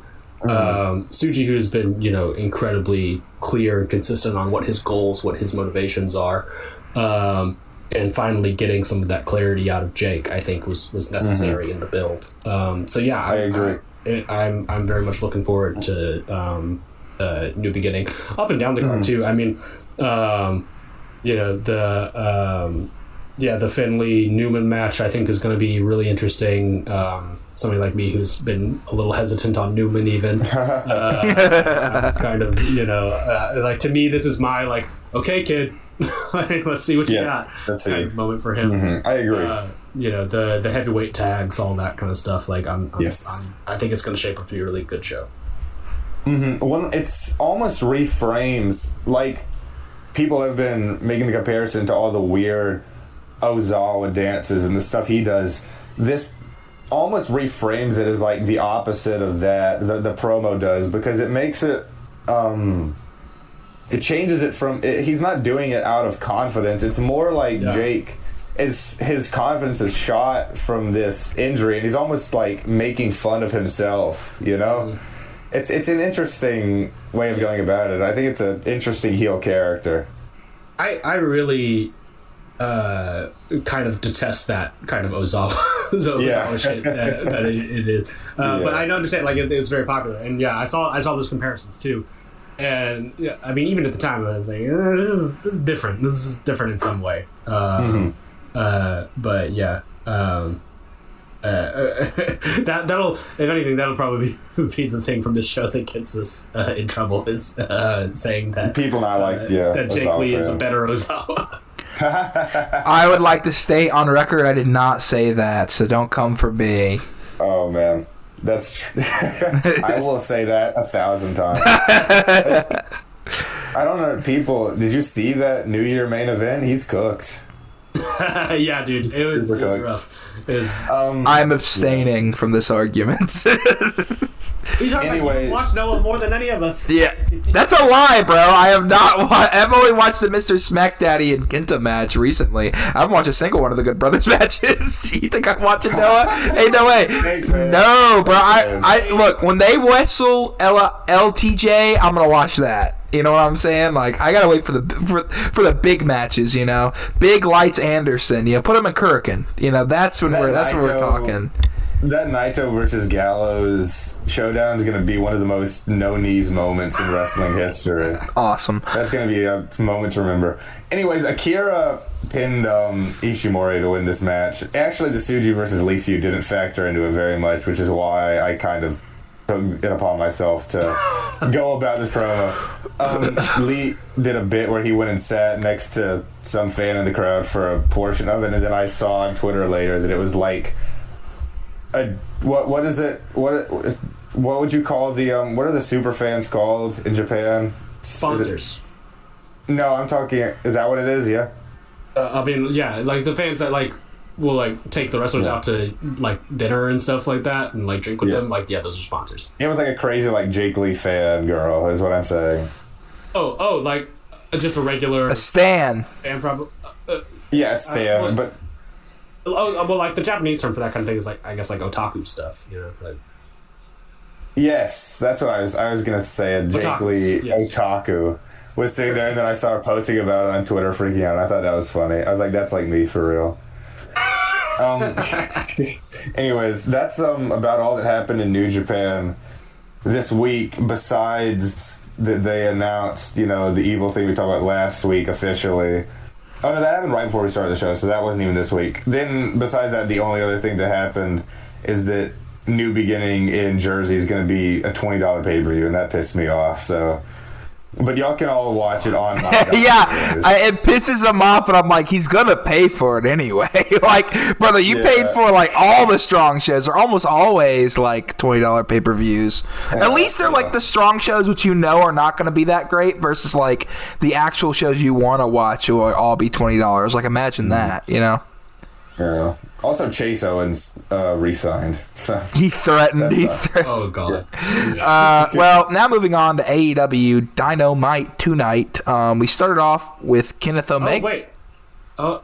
Yeah. Oh, wait. No, never mind. I was just about to say that maybe we should do New Beginning predictions, but then I realized it's still like 10 days away. Like 10 days out. Yeah, never mind. We'll have an episode at least right before that recorded. By the way, I mentioned this during the Rumble. There was a DPW flag directly in front of the audience during the Rumble. I saw that guy who brought the DPW, and it's like, you were at the wrong show. He was there for Javon, bro. He was there for Javon. But yeah, I believe it was Rocky Romero versus Kenny first, right? You gotta lead off this first hour for me, Coop. Oh, sure. Yeah. Let's launch into it. This edition of Dynamite from Austin, Texas. Which, boy, did they make a point of letting you know that one particular match in this card did kick off with the return of Rocky Romero against Kenny Omega. This, I don't know what you want me to say about this. This went exactly how you thought it did. Azúcar. I mean, there was a pretty good V-trigger spot with Rocky, I would say that. Yeah, that one early on, very early on in the match. Yeah, Rocky gets Kenny up in the corner, and then he does his little knee slide to the camera, and he's, shimmying and doing all the thing, and then Kenny launches into him with the V-trigger right to the back of his head. Yeah. So I imagine... I don't know, that's probably going to be like a reaction gif for a little while. I'm going to look at the official recap and see if I can get any more like spots that I remember.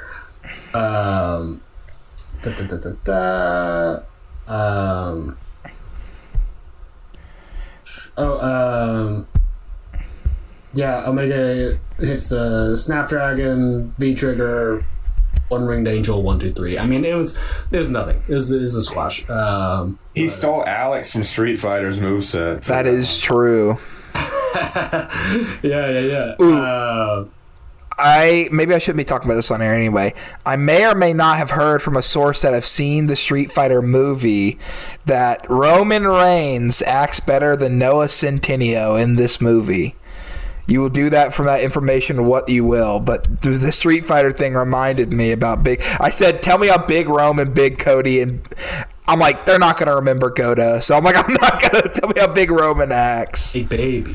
Big baby. No. Big-oo baby.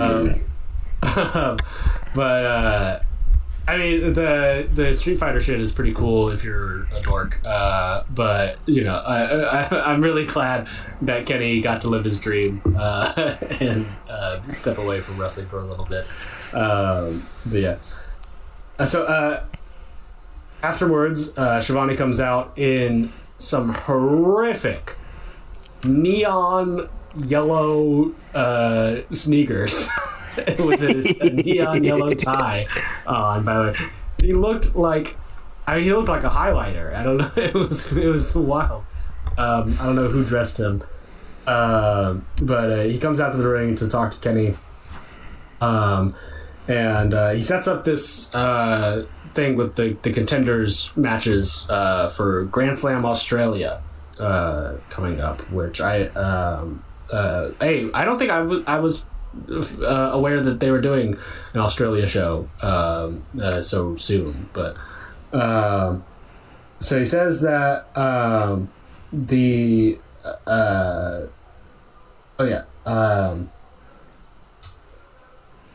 winner of Swerve and Andrade later in the night will face Kenny, and then the winner of that will get the world title match at Revolution.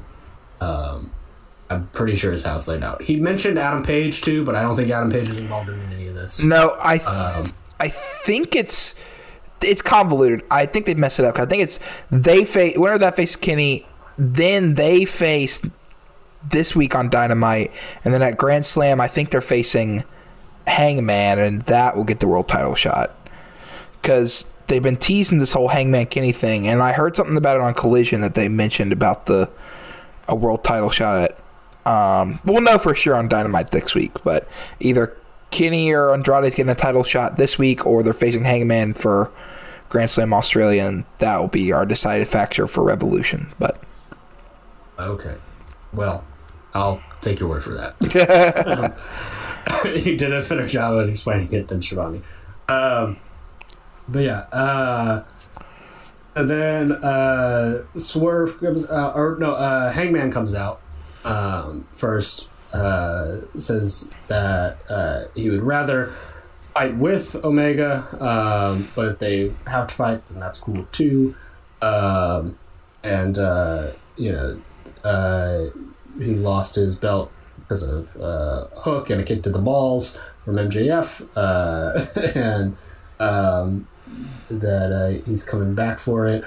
And then Swerve comes out, does his little bit. I'm kind of sick and tired of these everybody comes out promos. I don't know. It feels a little I don't know, mid 2010s WWE to me, but I do like the basic premise though.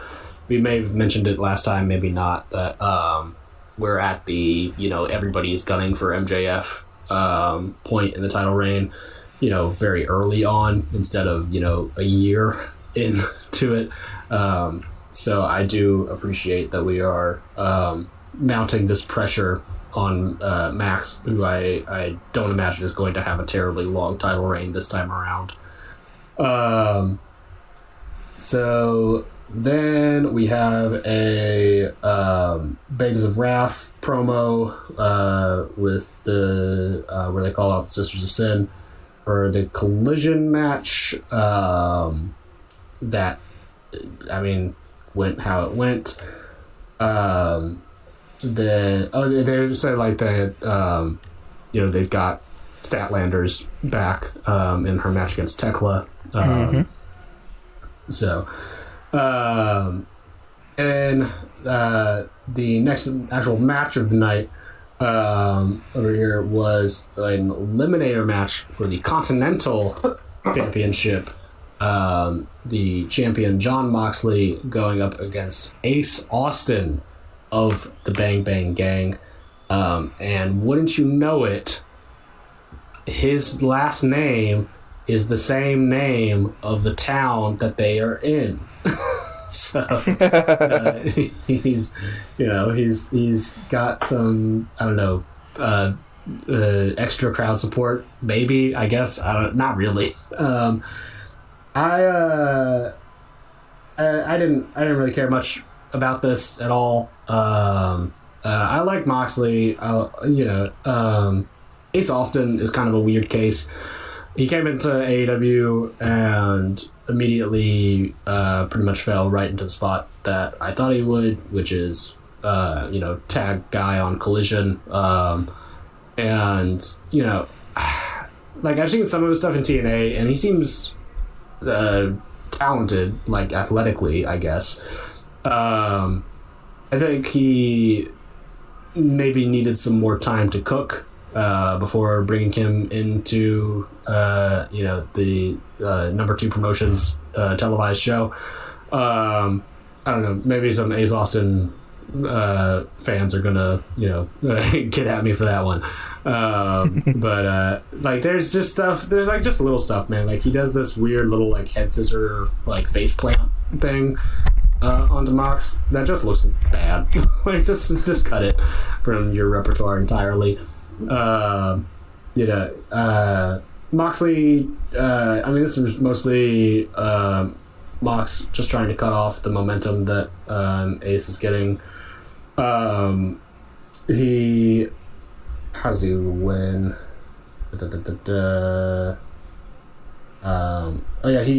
Ace Austin sets him up for the fold, and then Moxley cutters him in midair, which I thought looked pretty cool. And then he real quick pulls him up, Death Rider, and that is the end. And then Moxley, while he's standing in the ring, is confronted by the one, the only, the Alpha, the Big Bang. And Takeshita wants a shot at that Continental title. He says that he doesn't say, commentary I think says that he beat Mox in the group stage of the Continental Classic, and he feels like he got robbed to face him in the finals, which he did. I'm sure that match will be really good. It's probably going to happen in like Revolution, I think, maybe, possibly, or maybe it's already announced. I don't know. The AEW is kind of whatever right now. It's not super exciting to me, but sure. This match, though. Oh no! Wait, never mind. Before I get into that, I'm sorry. I'm so scattershot today.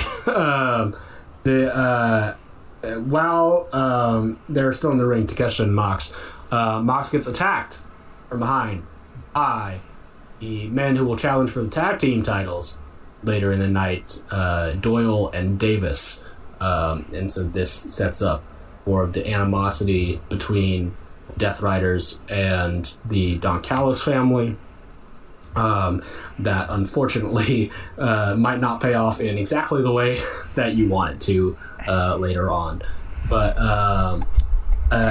then we had the first of our 3 title matches of the night, the TNT Championship match. Mark Briscoe defending against El Clone. Logan, would you care to... This is about when you started watching, right? Not really. Right after the match ended, I saw the clip of the specifically. Yeah. That's just what I was about to ask you about. So I've seen all of the El Clone matches in AEW so far. I really, really like them. I like Arez. We've friend of the show, Arez, and so I guess friend of the show, El Clone too. That is true. He just has a really fun style. He evades moves in really fun, creative ways that I wouldn't think of. And even some of his offense, like, that step up moonsault that he does, just all of his various kind of lucha trappings, I really dig. And so this match is really fun, by the way. I like this match quite a bit. And Briscoe, I think, puts in a really good performance too. Is a bit more back and forth than you would maybe think it would be, considering how new Clone is and how much they really like Briscoe as the champ here. the big moment that really everybody's talking about is at one point after. And this is quite a ways into it. Like, I think Briscoe had already hit the Froggy Bow, already done a bunch of his signature stuff to Clone, and he's about to finish it. He hooks him up for the J Driller, and drops him right on his head with it, and Clone bounces hips up from his head to evade it. And then there's another 5 minutes of match left after the J Chiller. People are, I think, a little confused by that choice. I didn't care that much about it. Just seeing it at the time as it happened. I mean, it is shocking. But I don't know, something about the movement of Clone made it, kind of work for me. He's already, he's a cartoon character. So it's like watching the Roadrunner more than it is another wrestler. And so I'm like, yeah, sure, he has squishy bounce physics or whatever. So it didn't faze me all that much, but I understand people really like keeping the sanctity of a professional wrestling maneuver. So I loved it, first of all, mainly because, again, Clone is I mentioned this to you. We were this perfect week watch Lucha Underground because this Joker would fit in so well with Lucha. That is a glitch out of Brian Cage's robot arm in the later season come to life. Yes. And so, and he's supposed to be he's like a glitch. He's not supposed to be real. So, and I think the way he flipped up out of it made me think he didn't take the full force of the move, whatever you want to say that. Yeah. He did the little neck thing too, which is for taunt. Yeah, maybe he has a really strong neck. We could just infer that. Also, the main reason is I'm fine with it. If it would have been a pin kick out at one, I've been mainly because the J Driller has been really protected. I don't think there's been many people that's kicked out of it, and if they have, it's maybe a foot on the ropes, not kick out like a rope break. But he didn't even get pinned there, and he still lost the match. So it's yeah. It wasn't a full burial of the move. It is a better choice than I think having to pin him after.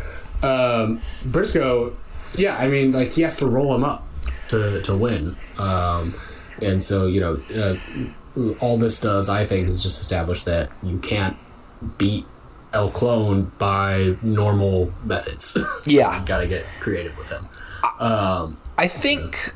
He would have I actually think if Hologram wasn't injured, he would have won the title. Or if he would have got back sooner, he probably would have done that title change now. But I think they're still waiting on, the feud is him versus Hologram. And Hologram probably has a good couple more months before he comes back. So it's who are you going to have? Again, he is a cartoon character, so it's he isn't played by typical AEW logic and physics, so you can't have him, just running through your whole roster the way you book through it. So, yeah. Well, I thought that too for the first maybe 2 minutes after this match ended, where I was this feels like maybe a match that Clone would have won had Hologram been ready to get into a program again.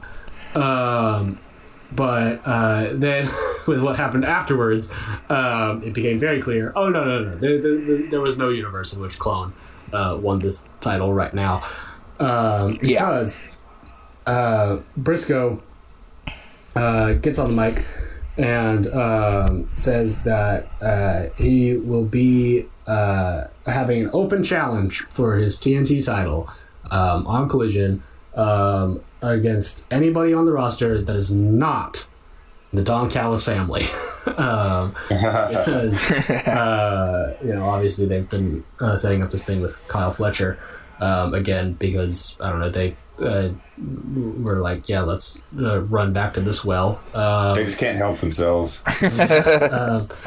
And so he's about to continue on with his speech, and then the lights go out, and some spooky music starts playing, and the Tron has like this kind of X-ray heartbeat kind of thing on it, and then the words "Psycho Killer" appear on the screen. And credit to this Austin crowd, they knew what that meant, and they popped before the actual name came up. They popped for the phrase "Psycho Killer." Yeah. And then of course it changes to Tommaso Ciampa.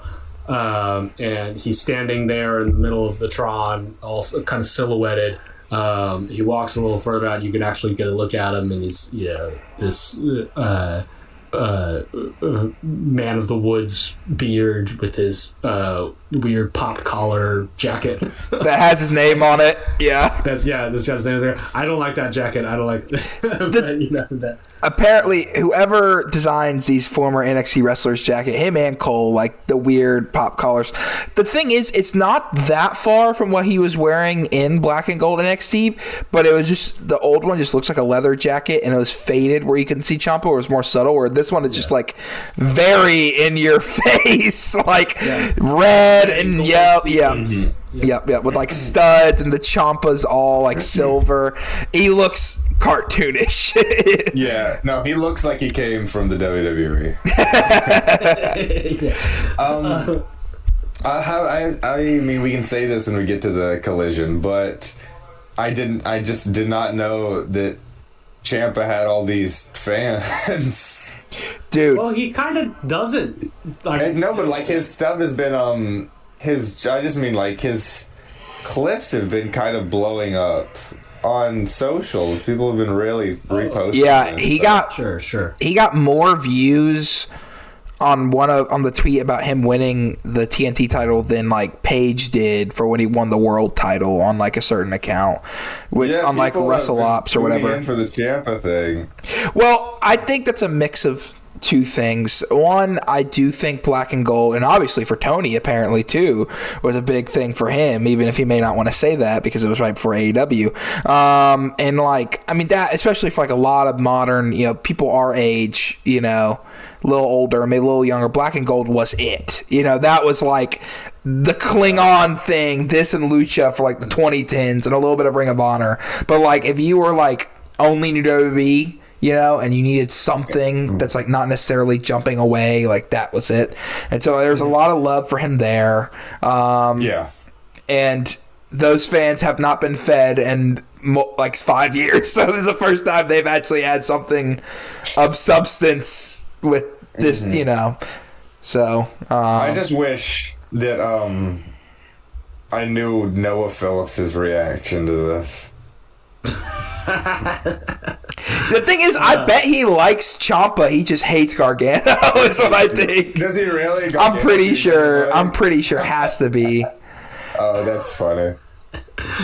Well, wow. Yeah. Bad news for the natural Noah Phillips that Mr. Ciampa did not, in fact, DAJ do a job. No, he did not on this night, or on the next night. But the reaction to this, I think, has been kind of interesting. I admittedly was a little skeptical. Even like when I first saw him, and with the news that he was not going to be in WWE anymore, I was like, maybe we can pass on this one. But like at the end of the day, Ciampa seems like a guy who is just really motivated to have good matches. Yes. I think that is, and to wrestle in the way that he wants. And his departure from WWE seems more like in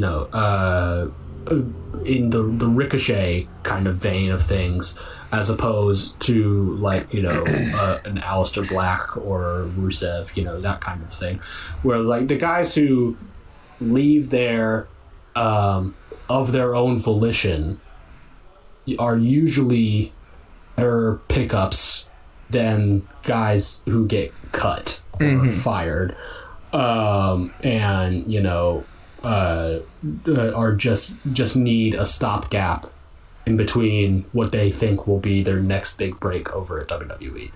And Ciampa seems really truly motivated to make the best of this opportunity, and he is still a good worker. Like even in the latter days WWE stuff that I saw from him, I mean, he was hampered in the same way that everybody's hampered by the WWE style, but I could see peaks of this kind of just grizzled sort of unpredictable guy just wanted to break out of these confines that he's in.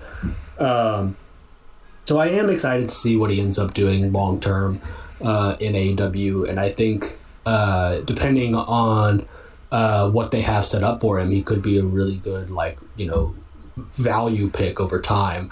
Not even just in ring, he's been in business for a long time. I'm sure he's got a lot of good advice to hand out to younger people on the roster as well. So yeah, I don't know how long he's gonna want to be all elite, but I hope he makes the best of it for what he does.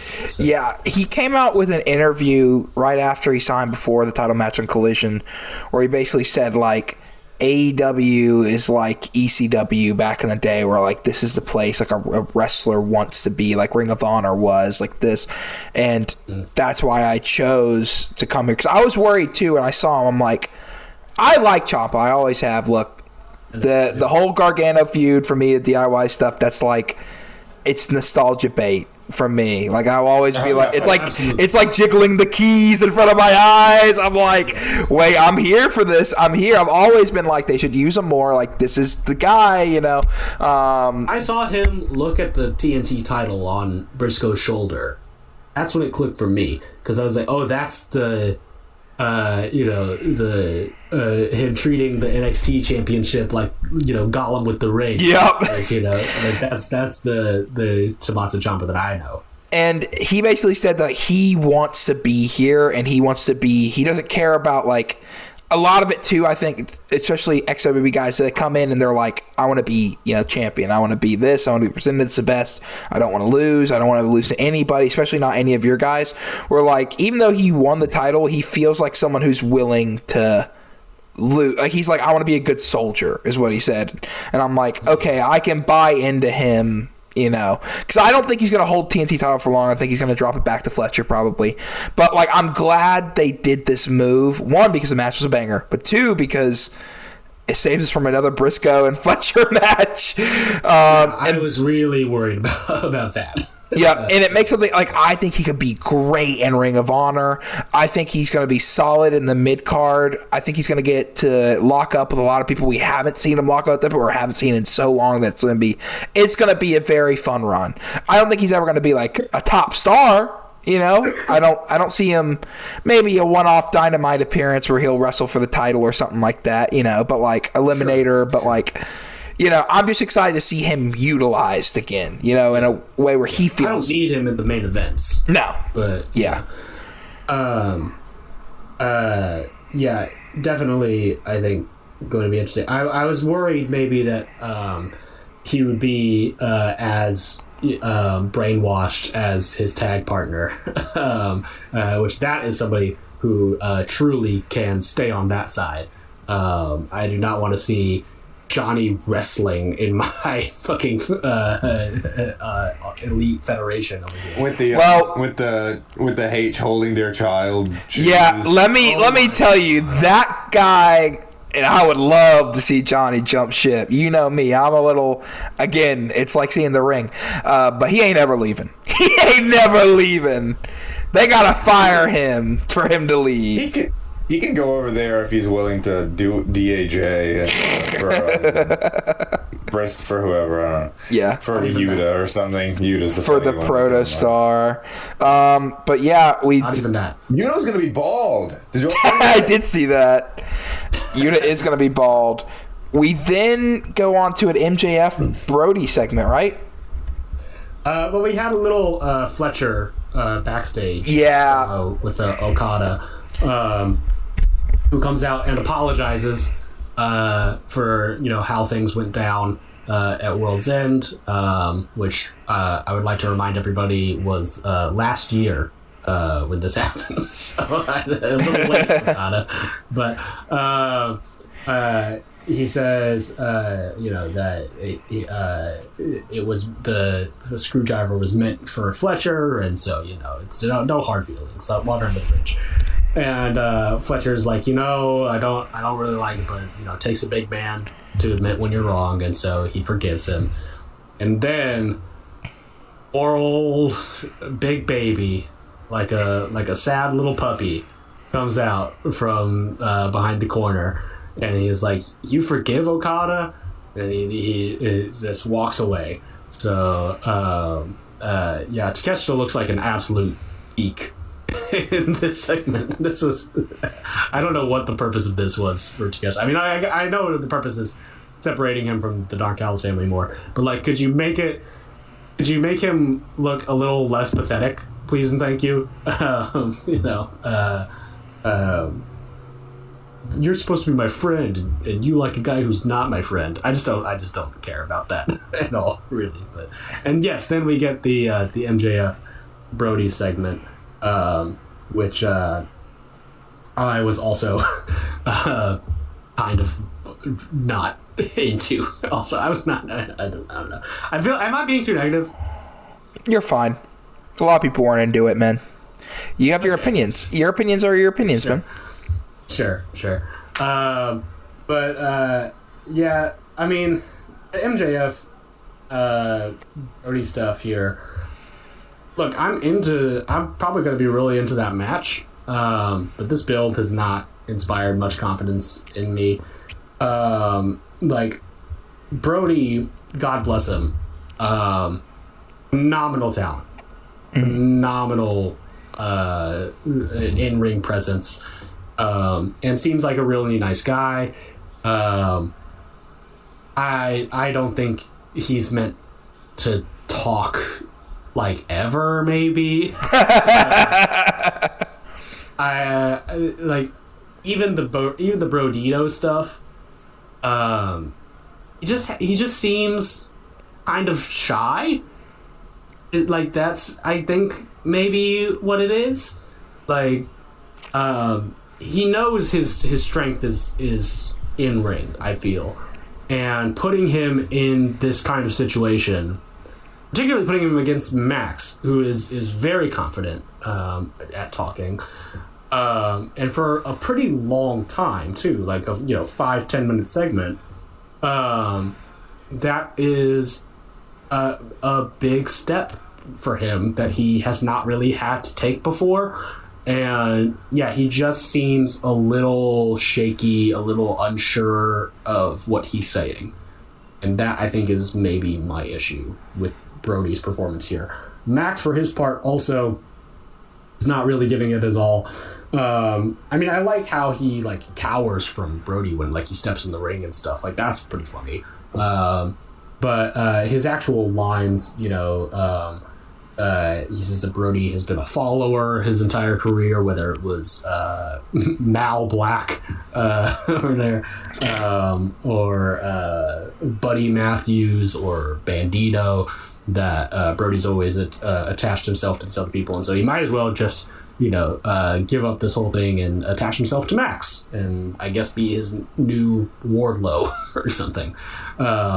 This is also when he says that if he wants to do that, he'll have to change his image a little bit because, and I quote from Maxwell Jacob Friedman, he's the most liberal man that looks the most like a Nazi. And the crowd went, ooh, to that. I mean, okay, man. Sure. I'm like, yeah, I get, I don't even, yeah, like, great. We've established that, I don't know, he has tattoos. Like, I don't know quite what the connection is there, but sure. Yeah, and then Brody responds again. He was like, I don't, follow people. I just have friends. And he gets real up close to Max, and just lets him know that he's gonna be taking that title and lead AEW in the way that it should be. Yeah, I don't know. Logan, your thoughts? I mean, it's whatever. Like, I'm just excited for the match.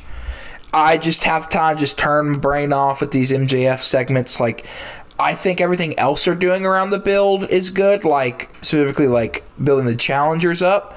But, like, sometimes with these promo segments, it's just like, okay, man. And, like, hey, WWE fans love it. Good for them. They're all clamoring for them. I guess, yeah. But, like, it doesn't bother me that much because I'm just used to it. It's just like, oh, wow, pizza for the 20th time. It's like I'm getting Pizza Hut. You know what I'm saying? Like, it's like something that's like, it's not the worst thing ever. I'm expecting it. I do think, like, he can be funny, but it's like, again, we're 6 or 7 years into this, I mean, I don't think that it's just that he can be funny. I think he can be great. Yes. Is the thing. And to see over and over again when I am rooting for Max to be better than this. I want to like him. I want to like this title reign. But, he just keeps going to this material that I do not vibe with at all. So, I don't know, man. I'm sure the match will be good. I'll watch the match. But, yeah. Well, speaking of matches, we got 3 of them left. We sure do. And we're gonna get through them pretty quick, I imagine. Yeah. Because, once again, not all that much to say. The women's world title match with the champ, Chris Statlander, the Cosmic Killer, whatever that means, versus Tekla, the Toxic Spider. Which I do kind of, I guess, know what that means, but... Yeah, spiders can be toxic. More clear than Cosmic Killer. Drowning it. This one was pretty fun. Just big woman versus small woman. And, yep. I'm a sucker for that kind of stuff. Tekla does some pretty cool evasion stuff. And when she does get some offense, and it looks really... I mean, it looks kind of funny. Yeah. It's like seeing her, kick and punch Stat, with such a disparity between the two of them. Statlander, at one point here, she misses a discus lariat, and then so Tekla runs into her, and Statlander just grabs her and gut wrenches her up for it. It was pretty fun. Then she gets her up, Saturday Night Fever, and retains the Women's World Championship. And true to the word, Sisters of Sin did not interfere in this match. And so they are now, I think, guaranteed their tag title shot on Collision. Yep. So afterwards, Megan Bain and Penelope Ford came out at the top of the ramp and just looked at Statlander. Which, hey, Megan Bain for Statlander, that's a match that I am going to watch. I'm pretty sure fantastic. They ran that right before when Bain first got there. She wrestled Stat, right, if I remember correctly, during the Tony feud. Maybe, but if so, it was long enough ago that I forget it. Yeah. Pepperidge Farm remembers. But yeah. And then let's see. Davis and Doyle. Yeah. Oh, man. No. Man, what a just bummer. This is maybe what's coloring my perceptions of this entire episode. This is maybe why I'm so negative. I was super hyped for this match for tag titles, FDR versus Davis and Doyle. Davis and Doyle, in the little the handful of matches that they've had before this, have absolutely blown me and I think everybody else who's watched them away with just how perfect of an act they are. I mean, like, seriously, they are the kind of team, the kind of wrestlers that AEW has been missing for quite a while. You know, just meat and potatoes professional wrestling. I've loved Jake Something for a very long time, and he brings that same really exciting heavy hitting style with him now. Davis, it has been just a joy to see actually be given like a real prominent spot again after years of waiting to heal up from an injury and then kind of floating without Kyle Fletcher at his side. So all around, I think it has been a positive, this Davis and Doyle team.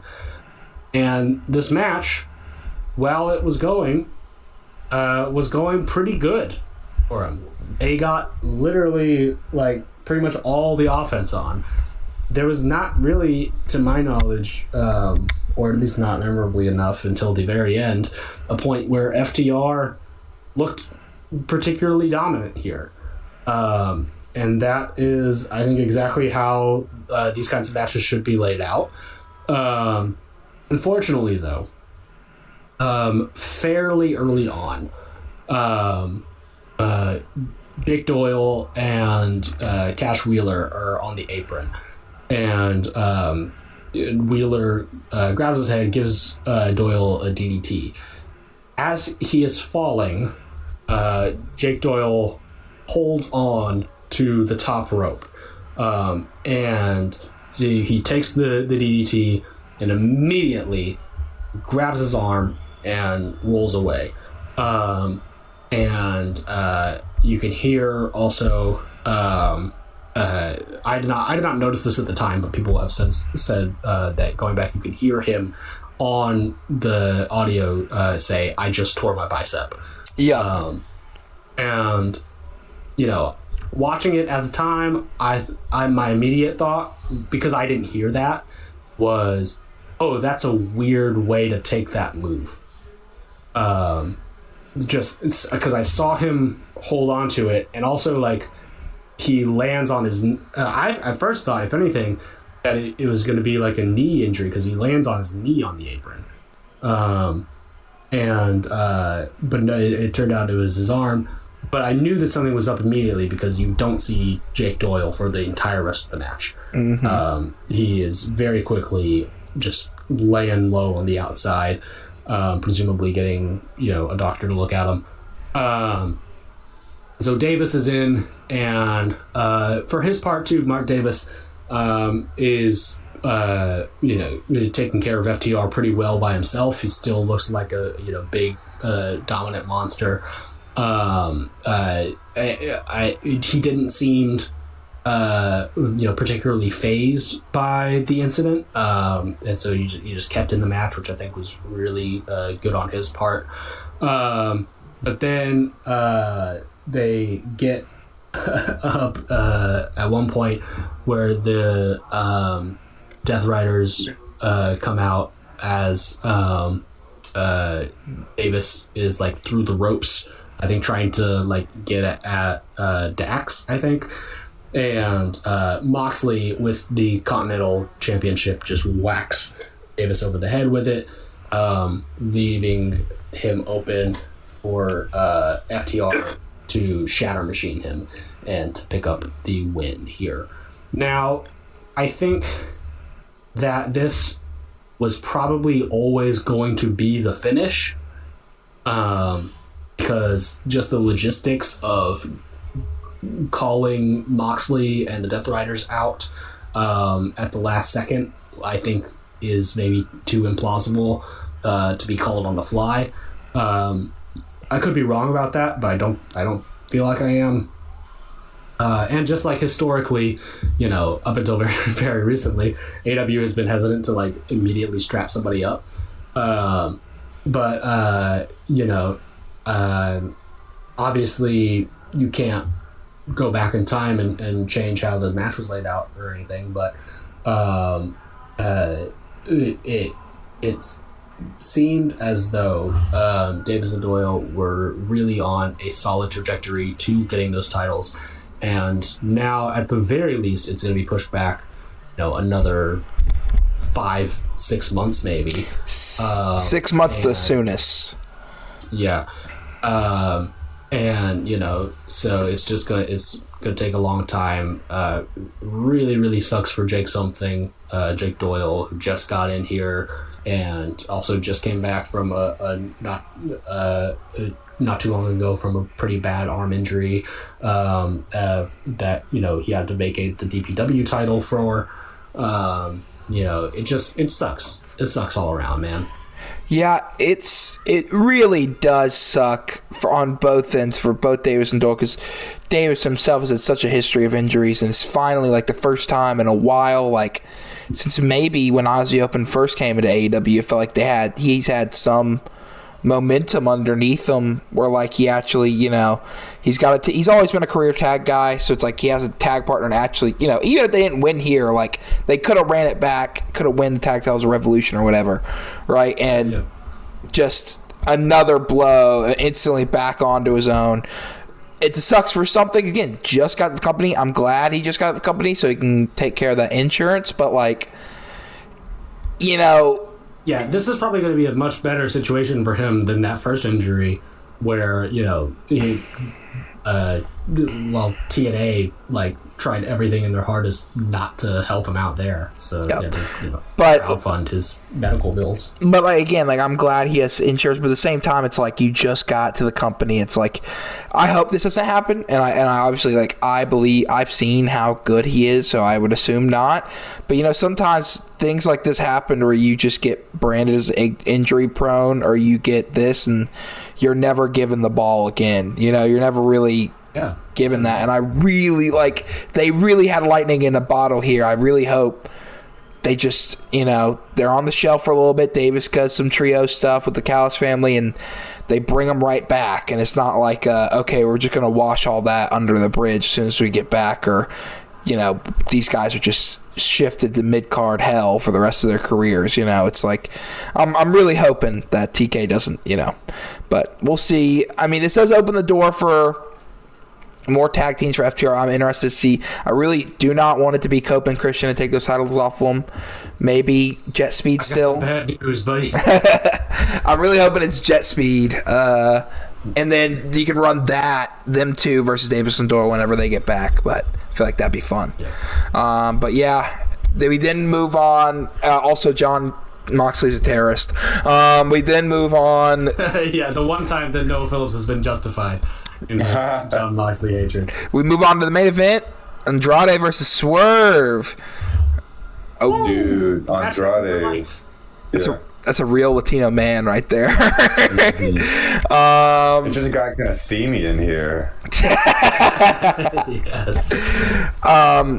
The main things I have to say in this match, I'm so happy Andrade won, because I was like, I really think they should go. I was thinking he might have won, especially after you have 3 title matches, none of them shift hands. This is the main event. Like, you feel like something big's gonna happen here. I like the way he won too with the mule kick, hitting his finisher and Swerve kicking out like 3.1.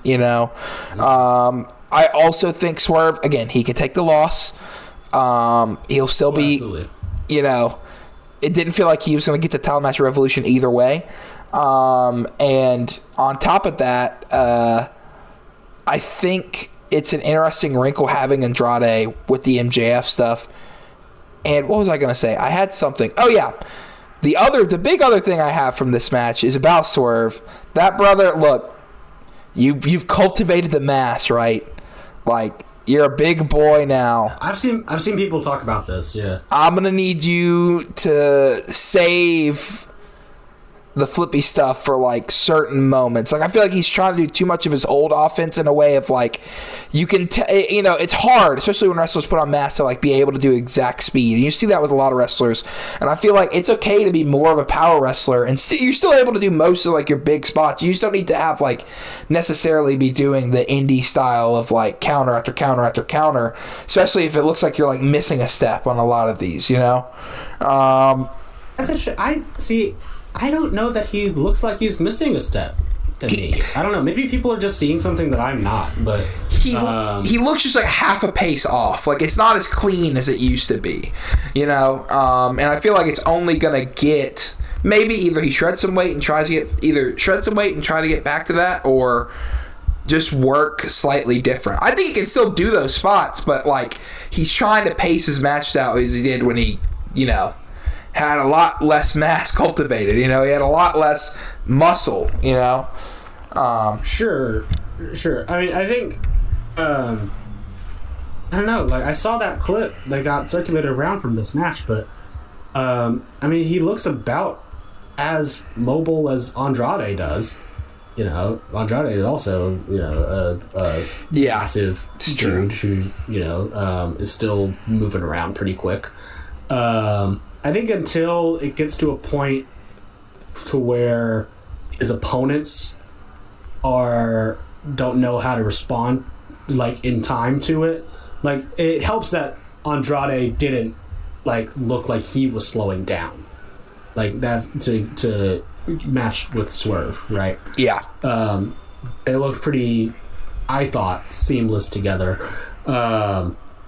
If Swerve is in there with like, I don't know, I don't know in what world this match would happen, but let's say he has a match with Action Andretti or whatever, and and Action Andretti is like, has to wait like 1 or 2 seconds before Swerve gets up in time to super kick him or whatever. Like, okay, then we have a problem. But as of right now, with the matches that he's working, I didn't really think it was that big of a deal.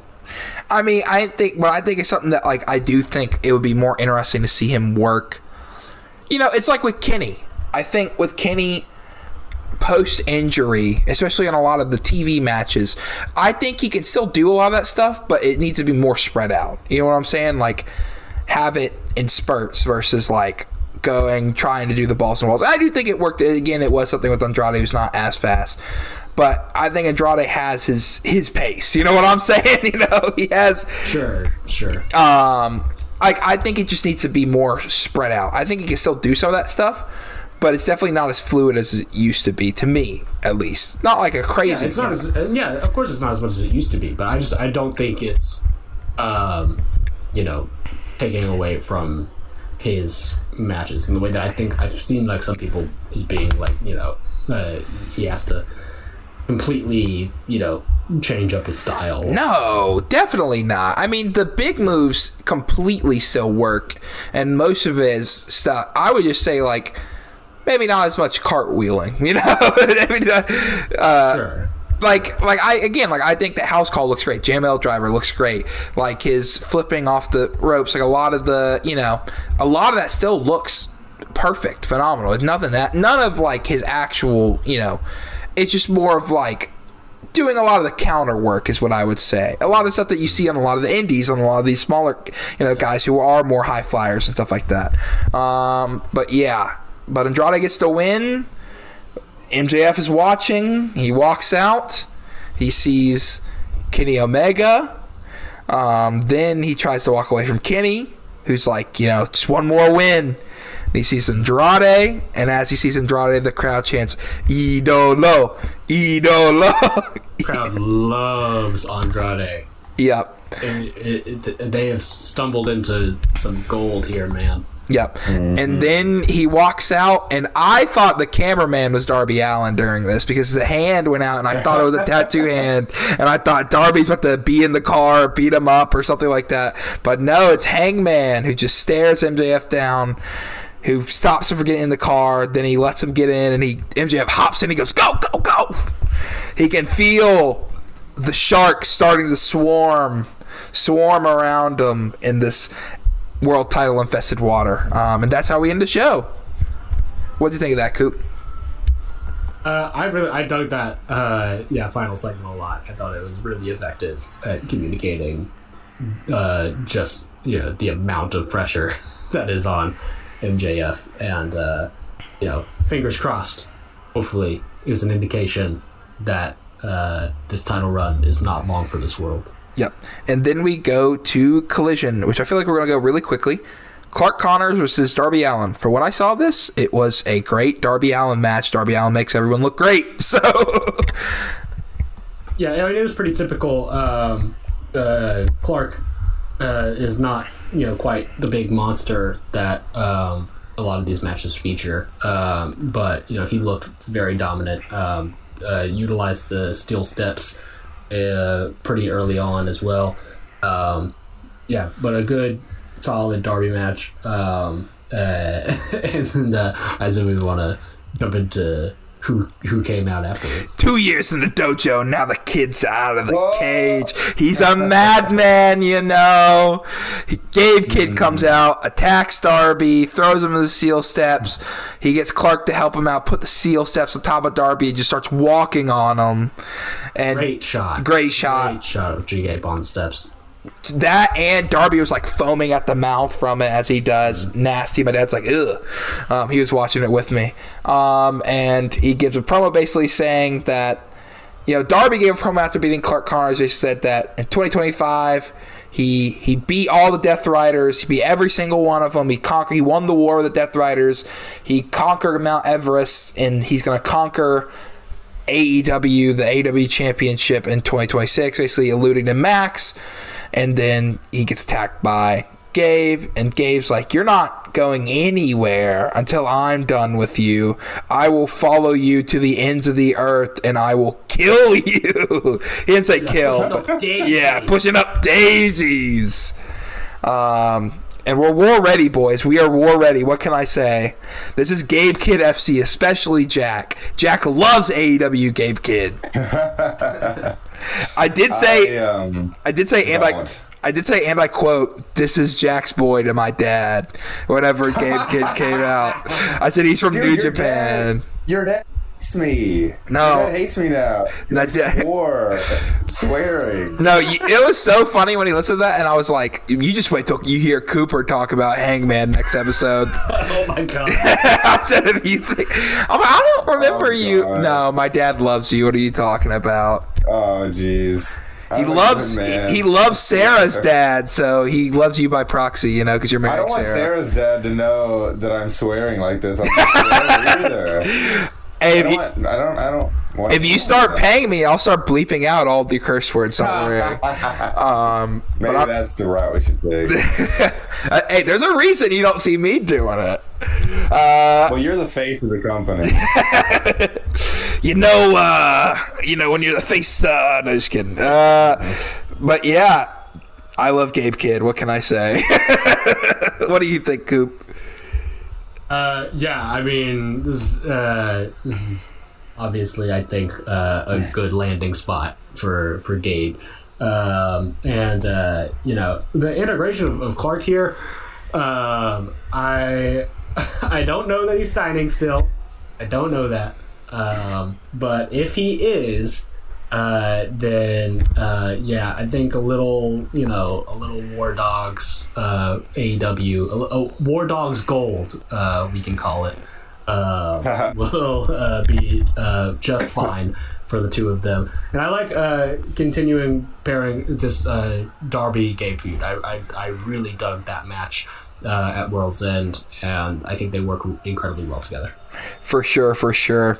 We then had a little backstage segment between Jet Speed with the titles where they said they will be, anybody wants to fight, they can find them. They're going to be backing Hangman, and they are officially Jet Set Rodeo. And it looked like Speedball had a shirt on that I would assume you could buy in an AEW shop that had Jet Set Rodeo on it. But Speedball did go to say the phrase, which the crowd was chanting, but he did not get to say horsecock.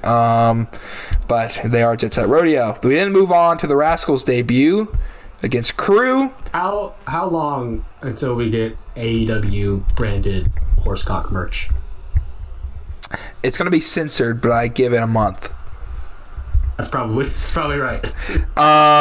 And yeah, the Rascals versus Crew, and my dad saw Crew and he said, "Whoa, what a jacket!" And I was like, it makes him look like Bowser, and he's like, that's what I was thinking. And you know, I was trying to explain the Rascals to him. He's like, yeah, we got like green versus yellow over here, and I did not explain that the Rascals are basically stoners. And let me tell you, did he not pick that up with Nigel McGuinness saying that they are high flyers? He did say later they're high flyers, so he did hear that. I don't think it like dawned on him.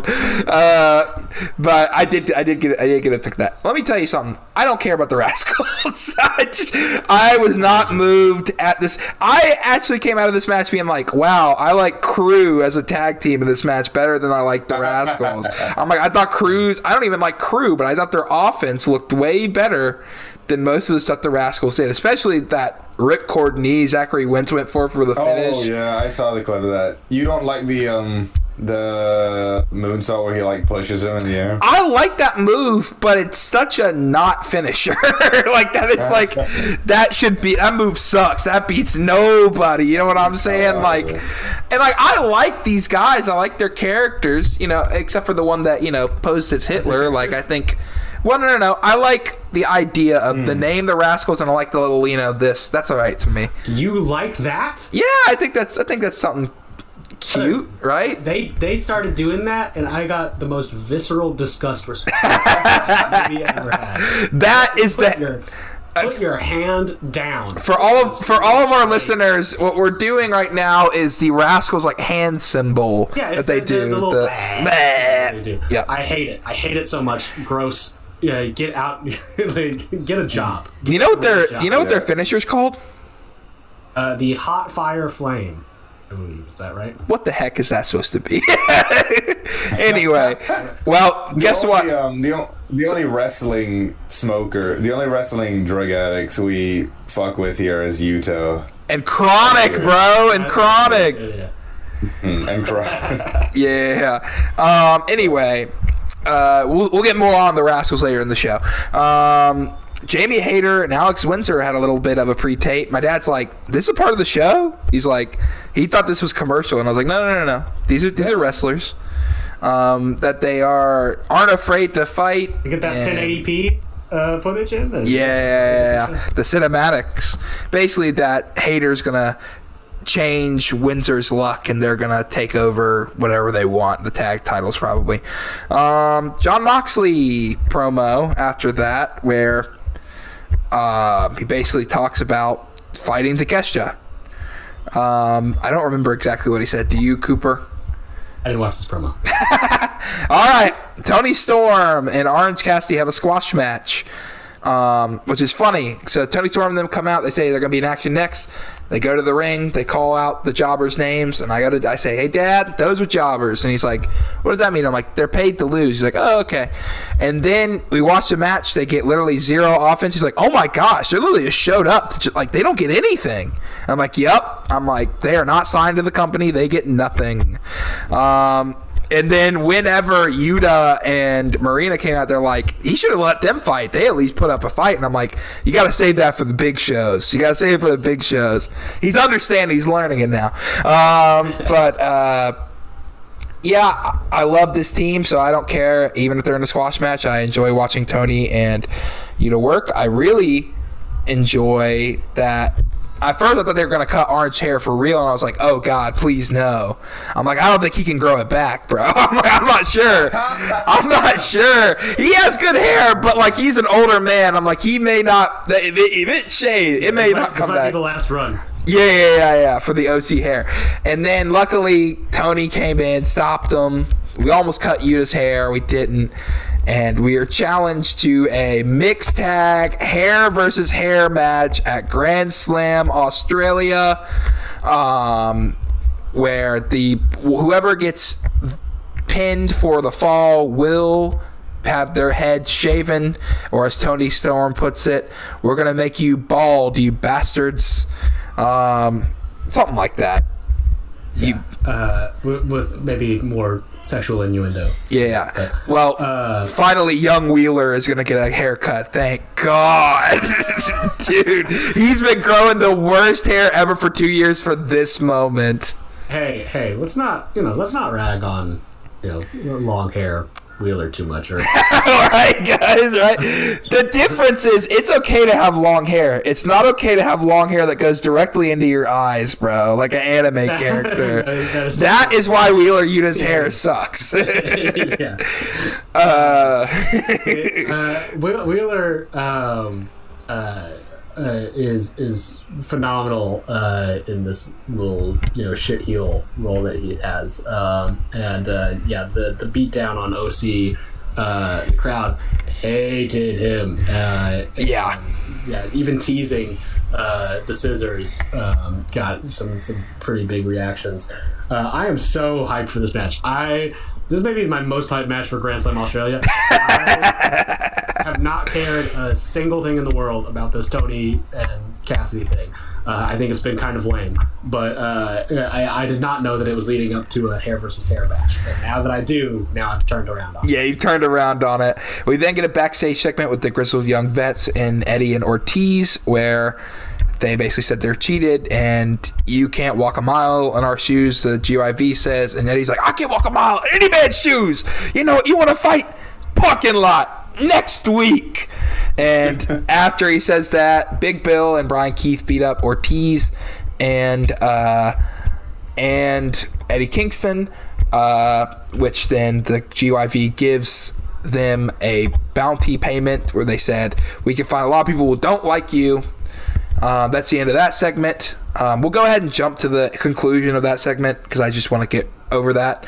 Basically, the Rascals are now helping Uncle Eddie and Ortiz in the parking lot brawl. Next segment, there's going to be an 8-man parking lot brawl between Big Bill, Brian Keith, the Grizzly Young Veterans, the Rascals, Eddie Kingston, and Ortiz. Which I am actually excited for that because I think the parking lot brawls are almost always fun. And there's 6 people in this match I like to watch. So,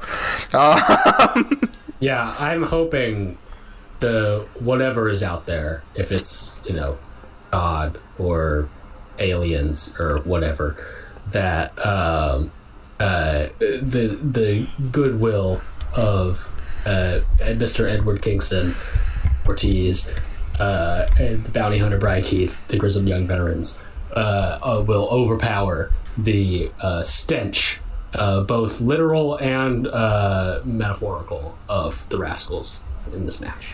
Yeah.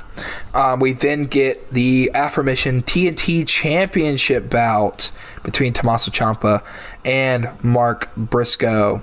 And other than the one spot where Briscoe put Ciampa through the table where he was standing, it looked a little less fluid than it should have, and the guy had to jump. It was a cool shot before they did it when he turned around, but then when he watched the actual move, like standing up on the table, yelling, that was awesome. Other than that spot, I loved this match. I thought this match was awesome. Yeah, this was like borderline match of the year for me. It just rugged. Ciampa was just laying it in. It was awesome. The Psycho Driver onto the apron looked brutal. The one from the top. Yes, also. was gnarly. Ciampa fits like a glove in this collision scene, man. Yes. He is made for a collision. I'm a collision guy. He's gonna start wearing that shirt. I hope he is. I hope. Yeah. His shadow tells a story, Cooper. His shadow tells a story. I don't know what that means. I'm hoping, obviously, Tony sees a lot of stuff in Ciampa if he's going to give him the belt on his first night. I'm hoping this means on a pay-per-view we actually get actual Psycho Killer at one point. That'd be so. He's gotta, bro. He's got at least one show. It don't even matter if he wins. I just need to see him come out to that with the mask too. Oh my! He brings back it. Because I think he should. You know what? I honestly think he should. I think he should be on Collision, and I think he should go wrestle in Ring of Honor a lot. Like, I think he should be the one to take. Yeah, that's a Ring of Honor thing. Yeah. So. I also think he should be the one to possibly, especially with who they have in Ring of Honor right now, like, he'd be perfect to beat Bandito and have a little run with that title.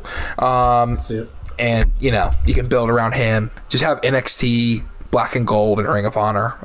It is interesting. I wonder how long they're going to keep him face, though.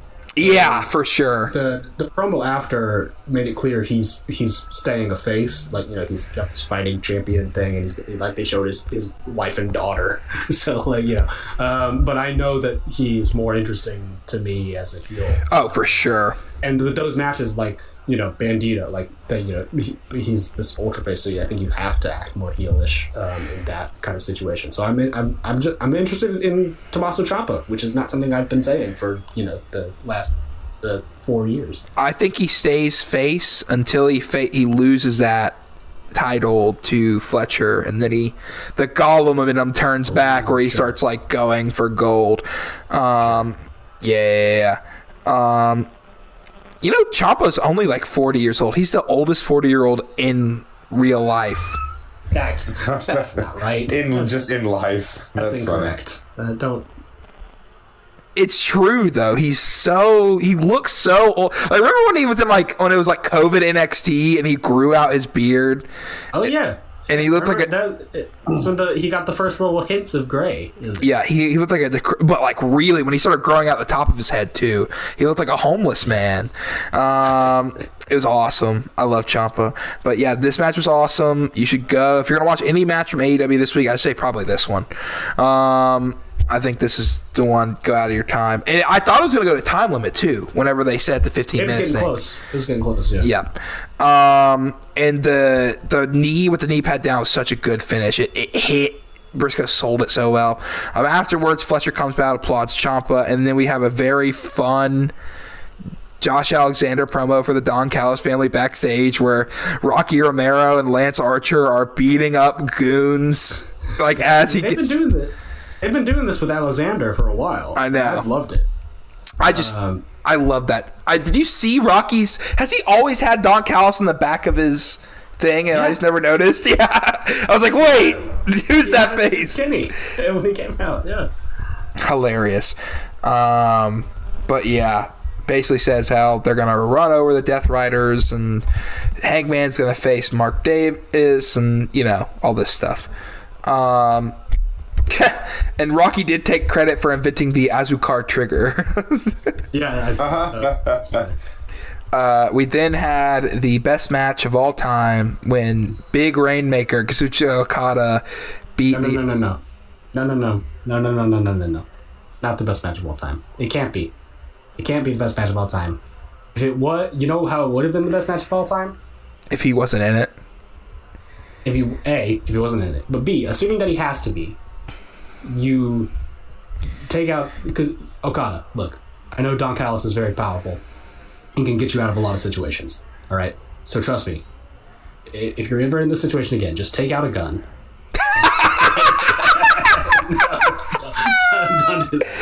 I made sure to express to my dad, I said, this guy is the face, but we hate him. We hate him over here. I said, me and Cooper have got him so mad they told us to go F ourselves. I can't stand seeing Tony Khan promote this lie to the people that Adam Priest is anything other than a... quite frankly, I feared that this podcast would get banned if I say what I was thinking about saying. He's a cretin. Adam Priest. He's a cretin. Yeah, I was going to say something about elephants, and it was not going to be a PG. He's a goon. He's a chud. He's a bum, some would say. Yeah, absolutely not. I refuse. This will get me to stop watching AEW. Well, hilariously, Okada, I'm pretty sure, and what they said in kayfabe was that Rocky told Okada that this guy isn't even worth the title challenge, so you shouldn't even show him the international belt. But yeah, he kept it in the bag. But what I've actually heard, and what I think actually happened, is Okada forgot the belt, and they didn't have a backup, and they went into the audience and asked if anybody had the international replica belt. There's no way. And nobody did, so I'm pretty sure There's they did. No way. Is just take the AEW championship and put it in a bag. And that's why, and then they ran the now, gimmick. Where did you hear this, Logan? Online. On X.com. I cannot believe this. I cannot believe that at all. I think they would have still shown the international title. I don't think he's doing a John Moxley bag gimmick. Even if with the Priest stuff, I think he would have normally walked out with it and just probably like shoved it in Priest's face. I like the fact that they just used the bag. It was such a funny image too. It was very fun. Well, yeah, Okada wipes the floor with this young boy. Priest at one point does get a suplex on him, and does his chop block stuff, and he does hit the flying leg drop, almost Alabama Jam. But anyway, it's not enough. This boy's getting rainmakered. 1, 2, 3, light work. We then move on to the main event. Stop giving him money. Main event, Babes of Wrath beat the Sisters of Sin. Okay. That's fine. Yeah, it's fine. And Tony once again decides every woman's in the main event when Bane and Ford attack Stat, Willow, and Carly and help the Triangle of Madness, and they all stand strong. And I'm pretty sure Nigel said this might be a Triangle of Madness, but these 5 are a Pentagon of Destruction. That is exactly what he said. But yeah, so, and that's Collision. We then move on to real wrestling, to the frickin' Temple, or Los Angeles, California, for Lucha Underground. Boyle Heights, the Temple, and we are the believers. Oh man, y'all. Sorry, I locked out for that entire segment, but I have to log back in. No, I'm just kidding. That's valid, honestly. I don't blame you. I know that we all like Lucha Underground. Do we want to start by sharing like our experience with Lucha Underground? Yes. I didn't watch so around the late stages of Lucha Underground. I think around in the middle of season 3 and before season 4, I was exploring watching wrestling outside of WWE for really the first time, and I watched WCPW first. I think we've talked about that on the show. It was easy to access, and it was on YouTube. But then, so around the time I think season 3 was airing on TV, they put seasons 1 and 2 on Netflix. Lucha Underground was the first Netflix wrestling show before the WWE deal. And I watched through all of season 1 and 2, and then so my family even got familiar with it because I watched it all the time. I became obsessed with it, and then the reason I became obsessed with it is because it's so damn good. It is great. It is great. Yeah, it's there's nothing like it. Yeah. Lightning in a bottle. And it's funny because I've come to love Puro so much, and Lucha Underground is about as far from that as you can get. But I mean, it's really special to me. It's so far on the other side that it comes back around. Yeah. Exactly. And I mean, I ended up seeking out seasons 3 and 4 through the means that I had available to me, and I often compare Lucha Underground to like the 2010s version of ECW, because it started a trend of a style of wrestling that really did kind of become a whole thing in bigger companies, in AEW and in WWE and in TNA for the next few years. Not just this, like, it is the acrobatics, but it's also the weird cinematic stuff that started with, it started with them, and I'm not even just talking about the weird ass, deletion matches and Boneyard and whatever the hell else. Yeah. Because that is inspired by it, but it's also like it goes to stuff as small as like it's the whole like we make movies aesthetic of WWE nowadays with that stupid Roman Cody promo in the Dome or the Georgia Tech Stadium last year. It's all that stuff. But Lucha Underground did it right, and and it's like ECW because so many of its guys went on to become, popular mid-carders in other companies. And it's also like ECW in that it was so badly managed and treated its employees like shit. Yeah. Paid the price for that. So that's what I'll say about it. Apparently, it's 7-year deals what they signed these guys to whenever they started the company, which is crazy. They would have still been in those deals like through like 2021, 2022 probably if they had gotten through 7 seasons. Yeah, my experience with LU is kind of similar, except I didn't grow up in a wrestling family. This is very documented on our last podcast where Jack had, his whole family watched all WWE. Cooper, his family knew, and his mom, watched. It was your mom or your grandma that watched like territory stuff back in the day. Well, my mom would go to the Pacific Auditorium to watch with her grandma. Yeah, nice. And on my end, it was like the dawn of me getting a phone when I was like 12 or like an iPod Touch, and I got YouTube and like everything was at the palm of my hands. I remember seeing John Cena on the Nickelodeon channel. I was like, oh, what's that guy? What's this? This looks crazy. Finding the OB YouTube channel, which then like I was honest to God, this is embarrassing to say, I think I watched more TNA from like 2011 to 2015 clips more than I watched WWE. Like the Grand Champion, all these guys who are like now the WWE mid card, like I was so familiar with. Same thing like the What Culture, I watched a lot of WCW, ICW, Big Grado guy, Tom Latimer, the current NWA champion. I knew him, Bram,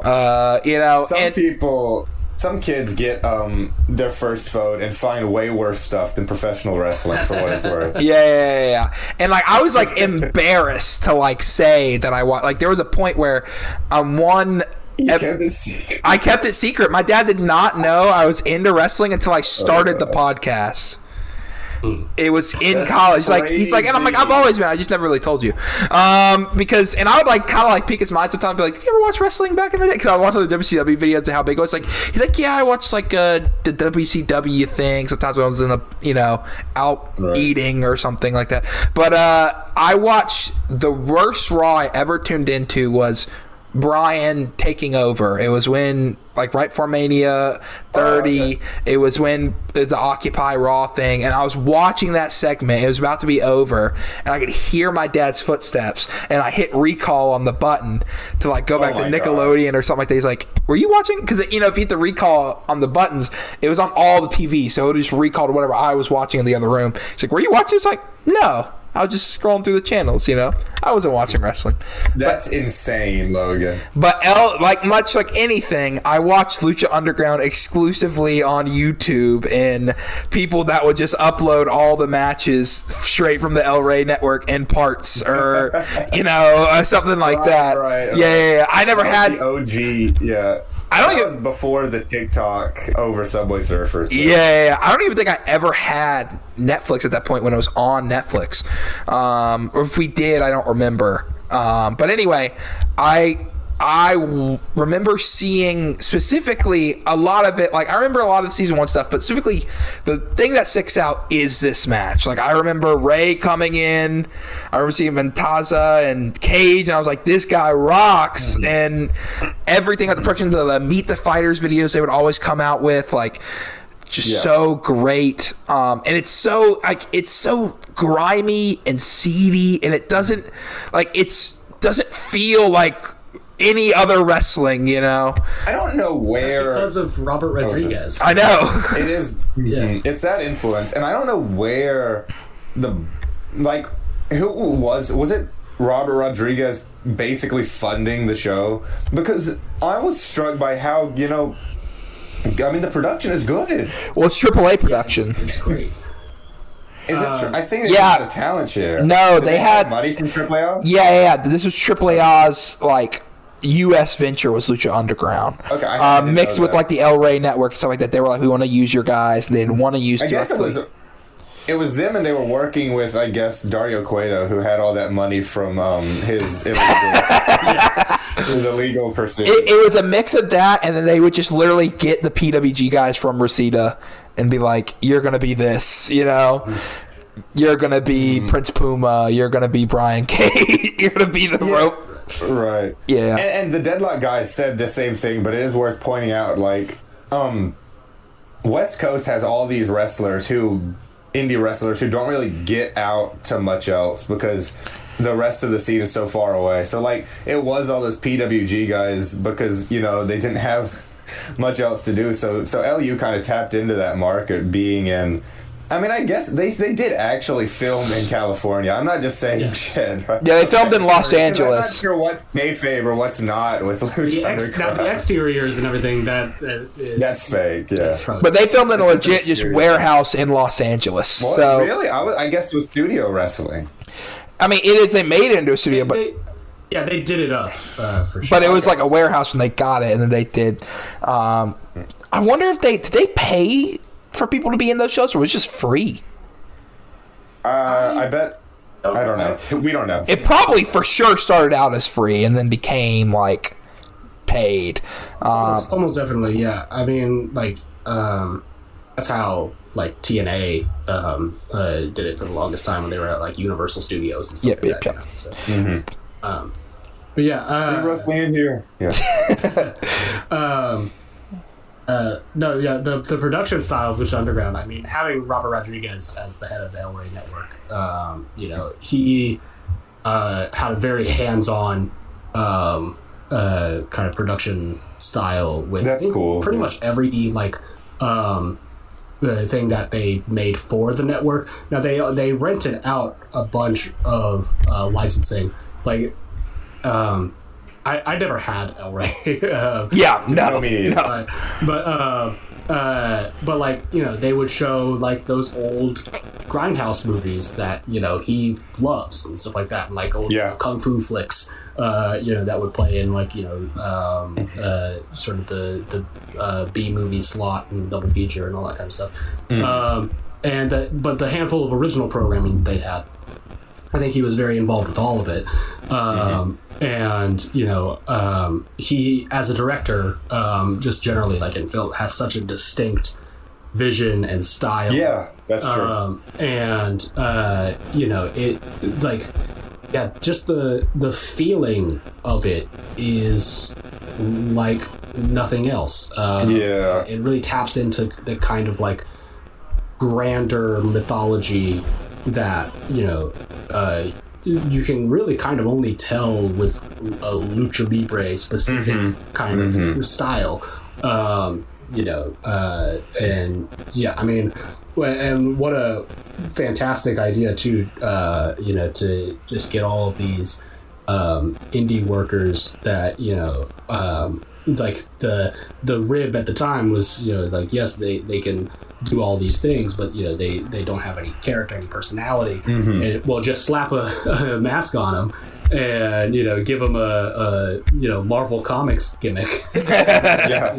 We'll be off to the races. It's true. That is true.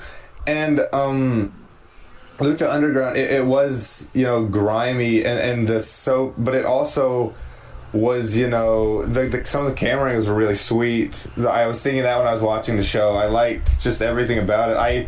People rag on Stryker and Vampiro as a commentary team, but I think that they fit the show well. It's the one time that Matt Stryker's tolerable. I know, right? It is.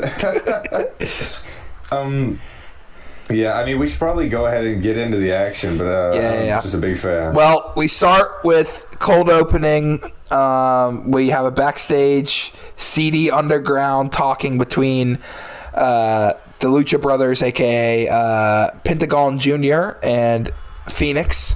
Or is he Ray Phoenix here still, or is he... He's just Phoenix. He's Phoenix. Sometimes they'll refer to him as Rey Fenix, but his name is Phoenix. Yeah. And he is the current Lucha Underground champion. He is. Yes, he is. He is the current champion. I had to look it up because I did want to provide a little context. He won the championship the week before this show, actually. So, Mil Muertes won the championship at the previous Ultima Lucha, the season finale of season 1, and the whole theme of season 2 so far is that Mil has kind of taken over the temple, and they've run Dario Cueto off partially because of the... Sorry. No, go. I was just going to say what you were going to say. Yeah, they've run Dario off, Mil and Katrina, partially because he had some other shit going on, and also because... I can't remember that exactly, but they had been ruling the temple since season 2 started, and then Phoenix won Gift of the Gods, and Phoenix and Mil had been sort of rivals the entire show, and able to get the shock win over Mil to win the championship right before, which is why, Katrina is so still freshly pissed off at the beginning of this episode. Yeah, because they had their casket match, they had a death match, they had a bunch of stuff in season 1, which we should go back at some point and watch. Yeah. And then I don't remember the exact reasoning, but she kept Pentagon Jr. out of the match. Because they say on commentary, like, you're not allowed to be in the match. They said I couldn't tell what they were saying in this opening segment. So, well, I didn't know the context for it either. But she says that Penta was not given an invitation to Aztec Warfare. So I don't know if that's how they set up the entrance. Is the Despe Invitational or something. Yeah, that would make sense. Pentagon just in general had sort of this outsider. The whole show, because he was always, in kayfabe hurting people and doing his own thing. So, I mean, it's not... I don't know the specifics either, but I'm sure it's something like that. Well, anyway, after that, we get straight into the action. For those who've never seen Lucha Underground, specifically an Aztec Warfare match, it is very similar to a Royal Rumble. There is 20 participants, but instead of thrown over the top rope or, basically the only way you can win is you have to eliminate the other 19 contestants by pinfall and or submission, which... in Lucha Underground, especially when we're in these big multi-man matches, that happens very quickly. It is not... We are not working big matches, brother. You get hit by a big move and you are gone. Yeah. This show has a frenetic pace. Yeah. I don't think there was, a single kick out at the whole show. There was, or might have been some of the opening. But, yeah, we first, of course, Phoenix draws number 1. The Lucha Underground champion comes out. They come... So good. I'm sorry, I do have to say this, as I did make a note about it. About Penta not being in Aztec Warfare. Vampiro. Oh my god. It says at the start that, and I quote, that is straight up whacked. Yeah, he does say that. Had they had their match yet? Vampiro and it was at Ultima Lucha 1. Okay, yeah. That's what I thought. That's what I thought. It's revealed, yeah. They know that Vampiro is the guy. And it's always been so weird to me how he just goes back to being their normal commentator. I know. Yeah, nothing happened. Yeah. Because later on, Katrina, comes with the Vampiro, and I'm like, I'm pretty sure this already happened, but I'm like, let me make sure. Yeah. Then, shocking, and Phoenix comes down from their entrance, instead of having an entrance ramp or stuff, they come out from the very top of the stairwell down through the crowd on the stairs. Yeah, very cool. If you've never seen Lucha Underground, they also have the Dario Cueto's office is right beside the ring. It's right there. Yep. And this time it's Katrina's office. It is Katrina's office. But we have Phoenix come down, and then who else? Booyaka, 619, Rey Mysterio Jr. entering the temple shockingly for the first time ever. In the worst mask he ever had. What? The mask is bad. I made a note. The mask did look weird and kind of thick, but I did make a note actually to say that I think this is one of my favorite looks for Mysterio. Same here. I like the black and red. I like the black and red. I hate the giant rubber mask because he looks so cartoonish. But like that's the thing though. It fits Lucha Underground. I think. Yeah, it's true. If he did this, if he had this mask in WWE or in, he did wrestle in one like that in WWE at one point. But it's not like the word. It doesn't completely turn me off, but it's like, man, if only he had the normal mask, this would be so fly. But I will say, Matt Striker also has a killer line to introduce Ray. He says, "If ever Lucha Libre had a face, if ever Lucha Libre had a heart and a soul, is Rey Mysterio Jr." And it just would be like, he's the biggest and best heel in the world. The crowd went ballistic too whenever, because they didn't know. So it's like, but they get this match underway. They're, Phoenix and Ray shake hands and they do the tango. We're not getting elimination yet, so. I will say the first thing, like they do like a pretty simple, lucha face-off stuff to start lockups. No one's really getting moving. Phoenix hits, I think the first move hit in the match is Phoenix nailing a super kick, and it reminded me of the gunshot super kick effect that they add in post to every single super kick in Lucha Underground. This is such a core memory for me, and it is ridiculous. Like, y'all know what I'm talking about? Yes. Right? Yes. Because it plays like so many more times throughout the night. It works every time, though. I never knew that was an effect until you said this just now. I just thought they were killing each other. No, it's so for sure added later. It is the exact same sound every single time, no matter the spot. Yep. Okay, we can move on. It's so funny to me. Yeah, Ray teased the 619. He had Phoenix set up for it, but he evades it. And then hits him with that killer super kick. But yeah, you'll see a big part of the match is Will Ray hit the 619. Yeah. Then it was it King Cuerno next, or was it Joe? It was Cuerno. I've got it. Yeah, I've got it up. It's Cuerno next. Santos Escobar now. Yeah, it is Santos Escobar, and he has the mask that's like almost close to the logo of the company. It is, yeah. Which is crazy because I always thought this must be the guy. He's got the logo of the company's mask right there, and he like barely. Mr. Lucha Underground. It's Mr. Lucha Underground. It's Captain New Japan. He has to be good. Which I mean, he was always fun, but like he never got anything. I don't remember. Did he ever get the Gift of the Gods? Or he won Gift of the Gods, yeah. Yeah. Twice, I think that was like his title, so he did get that. Yeah. I don't know if he ever converted it successfully. Yeah. No, he never won the top belt. I know that for sure. I really dug Cuerno. He was like definitely one of my favorites at the time. Just because I'm a big Marvel Comics head, and I was like, oh, he's Kraven. Okay. Yeah. He's Kraven, but if he was a wrestler. And had a great feud with Kill Shot too later on. Yes.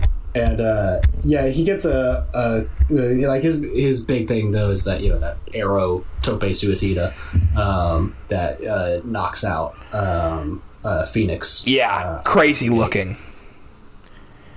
And then Argenis comes out as number 4, to which I said in my notes, Argenis is number 4. Who gives a shit? When I saw Argenis, I'm like, I don't remember this guy. And then I remembered why I don't remember this guy, because he is quickly hit with the 619 and is the first one eliminated from the match. Get him out of here. Is he always gone by Argenis, or is there any other name I might know Argenis, let's go take a look real quick before y'all keep talking. Related to Mystico somehow. I don't know if he is a brother or what, but I think he has some Mystico connection. He got unmasked in AAA fairly recently. I know that. And then we get Redacted, right? No, then we get the leader of the Worldwide Underground. Oh, Johnny Mundo. The only thing that Argenis did that was not Argenis is that he gets repackaged as one of the 3 Muertes disciples in plain skull masks, if y'all remember that. Yes. So that's the only thing that can think of with our Hennis. And then, it's Johnny Mundo up next in his white and gold Johns.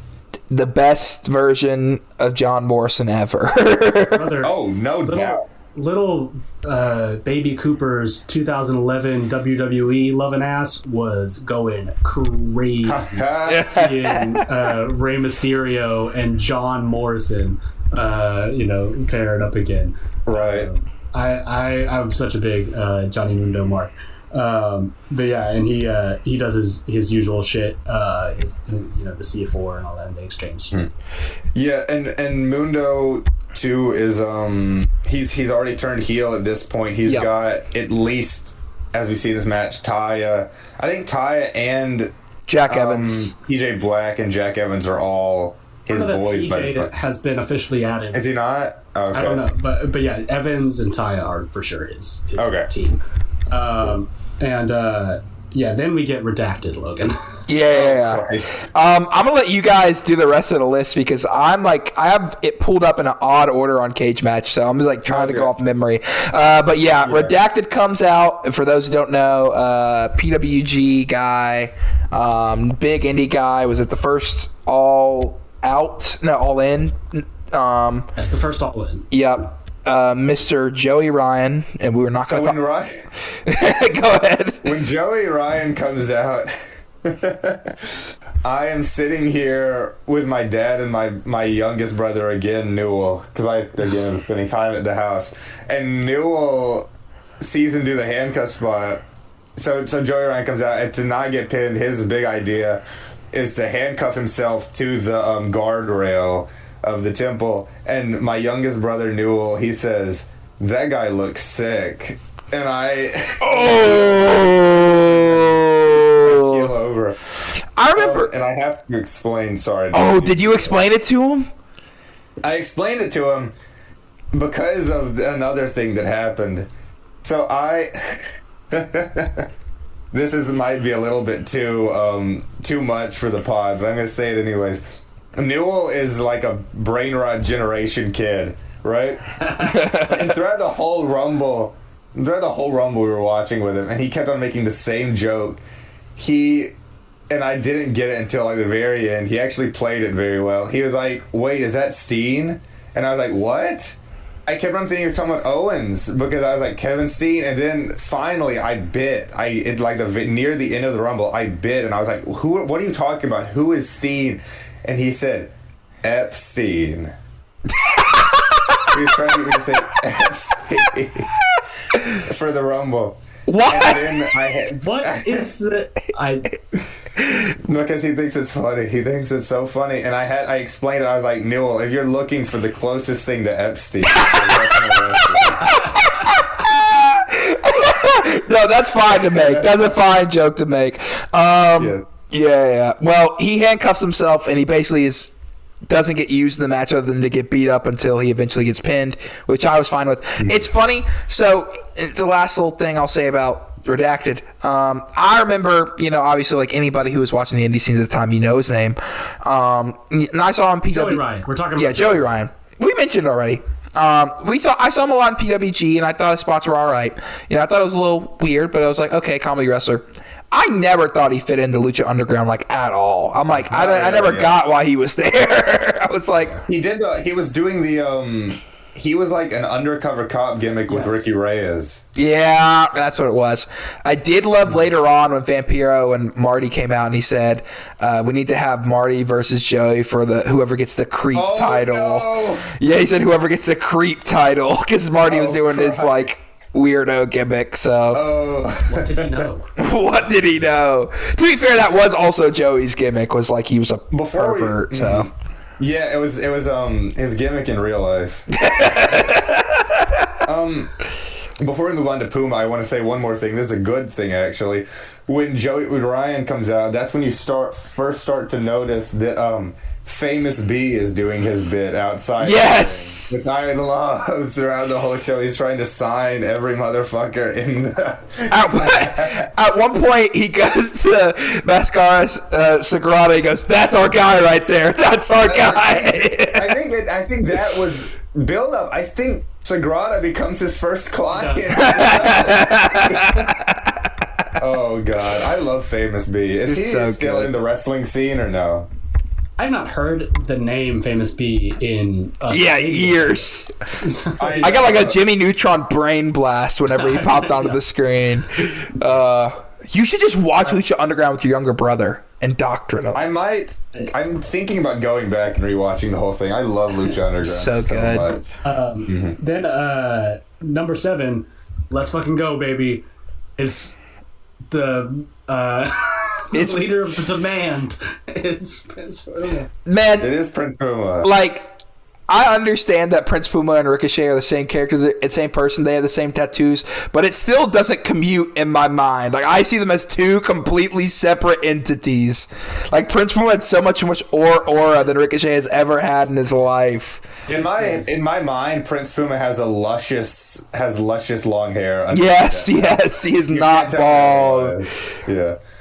He's a beautiful, beautiful man, like every man who ever gets unmasked in Mexico. Kind of goes on a tear to start. Yeah. One of their top stars. Yeah. He hits a skateboard shooting star on That's nuts. Yeah, unbelievable. The height he got on that is just crazy. Yeah. Mm-hmm. I don't think he gets an elimination real quick yet, does he? Or he gets Cuerno. I am not. I'm not monitoring the eliminations. I'm monitoring the entrance. He just hits Joey Ryan real quick. Yeah. somebody eliminates Cuerno pretty quickly. Because Argenis and Cuerno are both. I'm looking. It's actually underneath the thing. So I think Argenis has already been eliminated by Mysterio. Yes. And Cuerno either has been eliminated by Mysterio or is about to be. Yeah. But then it's a long stretch without eliminations after that. Yep. So who's the next entrant? Up next is Jack Evans. Jack Evans, yeah. I was like, it's got to be the other. Speaking of people going crazy. Which is hilarious because they all beat up the white boy. It said, beat up the gringo time. And I don't know if he was at that point in the Worldwide Underground or not, but he basically became it in this match because him and Mundo realized the white boys need to team up over here. We need to regroup. And sure enough, after they, Jack Evans gets thrown around a little bit, gets out of the ring with Mundo. Who else to come down but Taya? Just Taya, right? Yes. Yep. Yes, just Taya. And she is the only woman in the match. Women's wrestler in the match, but it is, we should mention, this was a thing they did often. That they had no women's division. It was just all, against all. Yep, equal rights, equal fights. Elise and Sexy Star and a few others later on. Sexy Star. Yeah, we don't have to mention world title at one point. Yeah. We don't have to talk too much about Sexy Star either, That was the thing. I was making sure it was not the Ultimate Lucha where she wins the world title because I don't think we should retro that one. I was it's a shower into the night. Yeah. No, I remember thinking Taya was really cool. Too. Just because I just thought it was cool that she worked pretty much exclusively in Mexico, and I just didn't have much of a frame of reference for non-Mexican wrestlers doing that mainly. Mm-hmm. And her stuff at the time, too. She was one of the primary members in Perros del Mal at the time. She was a very legit, presence in Lucha Libre, all of her interactions with Johnny, which I think they were dating at the time. Yes, they weren't married. They weren't married. Yeah, but you could tell it was okay. Yeah, you guys are all about this. Yep. I love this too. They all three hit the ring. Johnny goes for Ray. Jack Evans goes for Puma, and then Taya actually is beating the crap out of Phoenix. The other two are beating the other ones up, but Taya's putting the boots of the world champion. And I don't think anybody gets eliminated here for a while still. No, it's not another. We're in the building phase. We're just trying to get bodies in the ring, and then it is the Machine. Oh yeah, dude! This is he's my guy. He's always been my guy, but this is when he started becoming my guy. I saw this guy jacked, look like a brick brick crap house over here, just shredded to the nine. Singlet. Oh, he needs to bring the singlet back. I love the singlet. Full Terminator style. Immediately starts going for Johnny Mundo and Taya. Mm-hmm. He was just so mean to Taya this whole match that, like, even though Mundo later on interfered, I'm like, he kind of deserved that for the amount of backbreakers he gave her to the apron. But yeah, Brian Cage comes out. I forget. I think this was he pretty quickly gets tears people up. Yeah. This is where Mundo gets thrown into the office. Yeah. Or Mundo. No, him into the office. He throws Cage because Cage is whooping Taya and Jack Evans, and then he gets behind him and throws him into the office. And then you see Katrina reach and pull down the blind. Yeah. Such a nice touch. Yeah, it's good. It's a good bit. But Cage gets up hella fast. I don't know if you call it a traditional no-sell, but he gets up fast. Yeah, within like a minute. Is right back at it, yeah. Bloody, too, and basically eliminates... He eliminates Mundo, right? No, it's Puma. Puma, yeah. And that's the next elimination. Yeah, because everyone's like, oh, Mundo's going to win, and then, nope.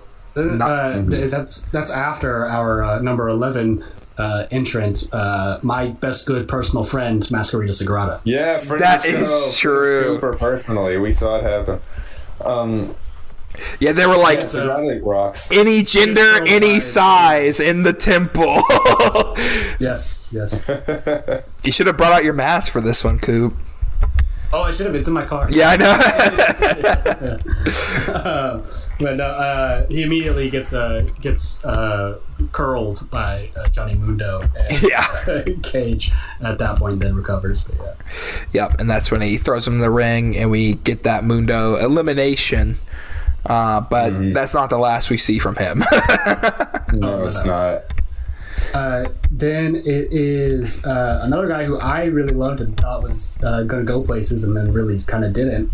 Marty the Moth. Dude, I loved Marty the Moth. Is he even still wrestling? I've got no idea, man. I'm going to look this up on Cage Match. I think. I know he had a AEW squash appearance at one time. He was using his real name, Martin Casals. And I was kind of excited to see him again, but I don't think it ever became anything. But he gets into it with Sagrada pretty quickly here, which is a pretty funny visual. He just big boots him. And then Evans tries taking it to him a little bit, but Marty is crazy, and so he just smiles and likes it. And then number 13, we get into it. It's a literal fucking dragon. It's Drago. Yeah, dude. Drago. Insane look. No, he's cool as hell. Incredible. And he had the big tongue. Yes, it's just he didn't come out with the full wing get up. No. You had to get right into that match. Yeah. But he had to run straight into a match. He doesn't go under that name anymore now. Now he's I think has a demon gimmick, but he's got that same intricate kind of rubber mask to it. Makes sense. Evans goes for a Sasuke special and misses it, and then Drago goes up to Joey Ryan and mists him in the face. So bunch of Drago and Evans work. They go up into the crowd for a long, long time. Let's see. Mysterio and Sagrada double team Marty, and they double pin him to get him out of there. Drago then just throws Evans from the not quite the top of the stairs, but pretty high up. Looks like a pretty gnarly bump. Number 14 is the Mac, the man that we know as Willie Mac as well. Oh yeah. Yeah. The Mac was really starting to get heated up around this time. It started with that match against Cage at Ultima Lucha 1, where he busted out the stunner bit for the first time and people took to it. And he's also just a, solid, burly brawler type, and I've always liked Mac. He was one of those first sort of like, big guys that move really quick. Yes. There was a whole generation of those that came out. Yeah. That's my boy, though, and he has the stunner! He has the stunner on Joey, right? Yeah. No, he doesn't hit the stunner. If he does, I mean, he gets it outside the ring, yeah. He does one to Cage, definitely. Yeah. And he stunners Marty the Moth on his way out. Yeah. That's right. I was thinking of who he did it when he was running down there. Yeah. He also, I did look this up. Marty the Moth is still wrestling basically only in like the West Coast and like Indies in Colorado and Phoenix and stuff like that. The last time he wrestled for like a prominent company, he wrestled a Ring of Honor taping that was in like Salt Lake, Utah. So it seems like he's just like he's region locked in that region over there. Yeah. So he's probably got a day job. He works like this. He works the same promotion. Like basically, he's a regular for that promotion. So yeah. That's sad. I mean, at least he's still wrestling. Yeah, that's true. He's still out there. Phoenix, by the way, Razor's Edge's Masquerita Sagrada into Joey Ryan. That was hilarious. They did this gimmick with someone in a Rumble. It was Dominic last year or the year before, where they would just sort of whoop his ass every time they came out to the ring. I can't. Number 15, Lucha Underground original. He had the first match on Lucha Underground. Chavo Guerrero. That is true. Yeah. I like Chavo. I've always liked Chavo. I liked him in this role specifically. I thought he worked really well here. Sure. Immediately starts beating on Sagrada and locks him into the not the camel clutch. But Vampiro, I think, calls it like the original name that Morty Guerrero used. Also, soon after Chavo comes out, Johnny Mundo brings in a giant work cinder block. Yeah, he does. It slams it over what Cage's head? Yeah, Cage's head, and Taya pins Cage to eliminate Cage. Oh my god! Awesome. Yeah. It's PJ Black at number 16. That's right. Former Justin Gabriel, who was my favorite member of the Nexus for a time. As I saw that 630. No, it was just a 360 splash, and I fell in love. And but yeah, he comes out here, Northern Lights, suplexes Drago onto those. They're not steps, but like the benches that the audience sits on. Yeah, the bleachers, sort of. Yeah. And Drago lifts him up into the ring post. Then it's Drago's mortal enemy. He comes from the stars. It's Aerostar comes down. Yes! It's one of my favorite little feuds from Lucha Underground. Just like a dragon versus a astronaut. I don't know. Aerostar gives Jack Evans like a destroyer kind of move from the top rope, and then PJ Black pins Drago after a brainbuster. That leads into number 17, the guy that they were promoting as the successor to Rey Mysterio, Dragon Azteca Jr. That is true. His debut, right? Horus. Yes, this is, I think, his debut. Ray Horus is the man under the mask, who has, I'm surprised, not really done much of anything else. Yeah, he's not bad, and he has the connection, to Big Ray. Yeah. I think he was working as like the Rey Mysterio Jr. in Mexico for a while Rey Mysterio Jr. was being Rey Mysterio. Yes, El Hijo de Rey Mysterio. Yes, it's just Vampiro says some shit about dragons, and Rey Horus and Mundo get into it with some exchanges. Another very underrated guy comes out then, one of my favorites, El Tejano, who I'm also surprised is not really doing much of anything these days. Just a big, early, mean motherfucker. I think El Tejano might have been the first wrestler I saw use a bullwhip. I liked Tejano too. I mean, I think that about like every wrestler in Lucha Underground, but a lot of the mid-carders kind of stuck with me. I liked Tejano. Yeah. I remember he had that feud with Alberto going into the first Ultimate Lucha. Yes. But I just think I like his brawler style that it set him apart in a company that's mostly high flying PWG stuff. So he eliminates PJ Black with a sit out power bomb, and then he gets into it with Ray. Then the man that everybody's talking about, Mil Muertes, comes out at number 19. He's led by Katrina, and they are interrupted on their way down to the ring by Penta, who comes through with a chair and starts just immediately beating on Mil. Ray and Prince Puma team together to eliminate Mil pretty much immediately. Yeah, as soon as he hits the ring. Yeah, and then that's when we get Katrina going up to Vampiro and mouthing out to him. Then it's number 20. The big man. Yeah, no. At first it's Mil Muertes. Oh, I guess is number 20.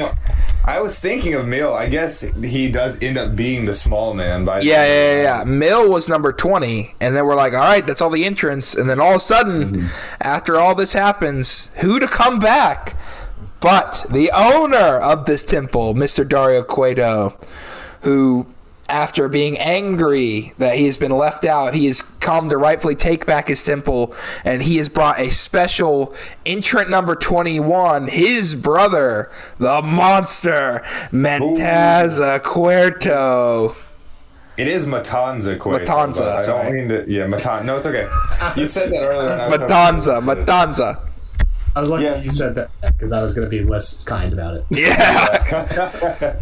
This is JC Mateo nowadays for the viewers. Jeff too. Cobb. The MFPs, but back in the day. I was looking at some Lucha Underground cards on Cage Match, and apparently Cobb and Swerve had a bunch of dark matches before this as themselves. So, cool. Interesting. Which is so. I guess they obviously tried them out and stuff. And yeah. So, sorry, Dario. They had been building this character up for many weeks. Dario's crazy brother who was in jail. They even had him, I think, and by this point he had already killed off one of the crew. I can't remember what his name. Which one was it? It was the one that was not Cisco or Ricky Reyes. B-Boy? Yeah, B-Boy was killed off by Matanza. And so have they established? Had they implied at this point that Matanza was a cannibal? Also, I vaguely remember. I think he was supposed to hit. I was not going to say that because I wasn't sure, but I think it is implied that he ate B-Boy. Yeah. So he's this absolutely insane motherfucker that Dario was trying to sort of free, and then just Undertaker had his urn, and just Katrina has the stone from Muertes, they end up having Dario hold this big old key that kind of controls Matanza. Yeah. And he sends him off after the field, and then he goes crazy and takes out 1 billion people immediately. They immediately jump him. He throws them all off. He grabs Phoenix, hits what's called the Wrath of the Gods, as we know it, the Tour of the Islands, and eliminates the Lucha Underground champion, and then just proceeds to absolutely destroy everyone. Let's see. I think he goes that. He then hits Willie Mack with a bridging German suplex, eliminates him. Hits Aerostar. The Germans he's hitting are crazy. Yeah, he hit Mack with he dropped him on his head. He did that. He hit a bridging German to Mack and Aerostar, eliminates both of them. Then he lariats Aerostar out of the air. Yeah. Then he hits Tejano with a sit-down powerbomb from the sky. He then goes for he growls to Joey Ryan. He sees him. He points at him. Joey Ryan's trying to escape. He rips the guardrail off of him, throws him in the ring, and then hits like 3 triple rolling gut wrenches and eliminates him. He then goes. At this point, everybody's like trying to like strategize. Yes. Oh shit. Okay, we need to figure something out. And like, Chavo, the whole time is like hiding and like being real sneaky about it. And like he's trying to sort of play everybody else against Matanza to give himself a shot. Yeah, and then he throws Dragon Azteca Jr. into the ring, who is then hit with a choke slam. Chavo, I think, then at that point goes to Dario and is like, we should team up against these two. Right. Gets in the ring, stands by the monster, and gets hit with the lariated and I think standing shooting star press. And the shooting star, or I don't know if it's a shooting star or a standing moonsault, but when Matanza hits that, that's what like the crowd like really loses the shit because they're like, okay, yeah, he's a big monster, he does big monster moves, and then he does this. That they're like, oh my. Yeah. And then at that point, Puma and Rey team up, Rey Mysterio, to take out this monster. I think Puma basically they get him off. I don't know if they ever get him off his feet or not. When they were tagging together, I don't think they do. Before Puma gets eliminated. I don't think so either. They like back him into the corner, and then Cueto grabs Rey and like uses him as a battering ram. Yeah. Into Prince Puma, grabs Puma, spins him around. German, he's gone. And then it's just Rey versus the monster. Pretty classic formula. And Rey keeps trying to chop the feet down. He eventually gets him in the 619 position. Matanza, I'm saying that right? Matanza. T comes first. Catches him. Goes for a powerbomb, if I remember correctly, right? He doesn't go for the Wrath of the Gods first. I have it here that so it goes for the splash, but Matanza gets up. He catches Rey, and when he catches him, I think it's in powerbomb position, but then he lifts him up again, catches him into Tour of the Islands position.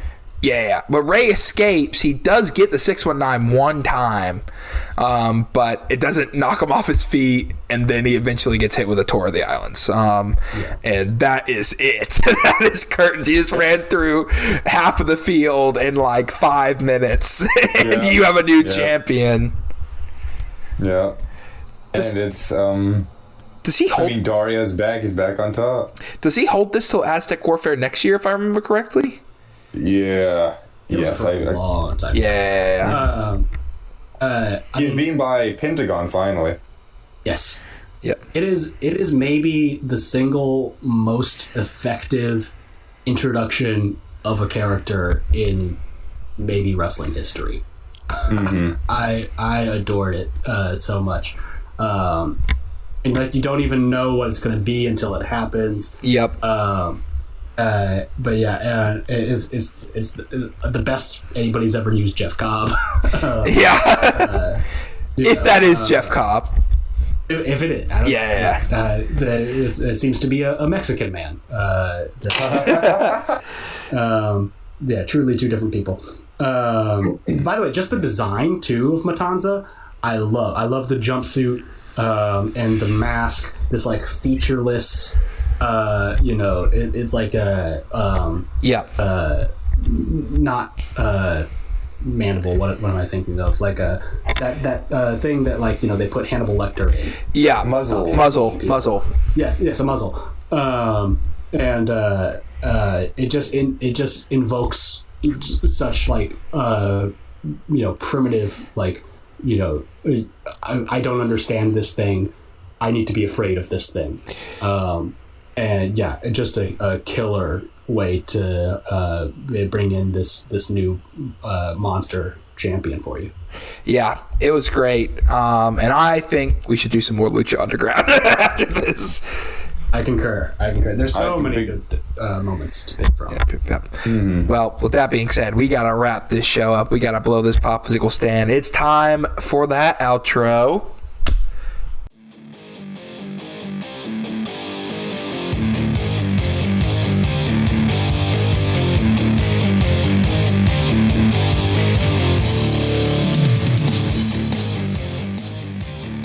Thank you for listening to Strongest Style, a pro wrestling podcast. This has been it for us this week, but we are on all your podcast players of choice. If you want to go back through past episodes, YouTube, Spotify, Apple, knock yourself out. If you want to follow us on social media, you can follow me at @Logan You can follow Jack at Average Darth. You can follow the show at Strongest Style on X or Twitter or whatever you want to call it. We will see you guys later, but Cooper doesn't have a social media. Cooper, any last words?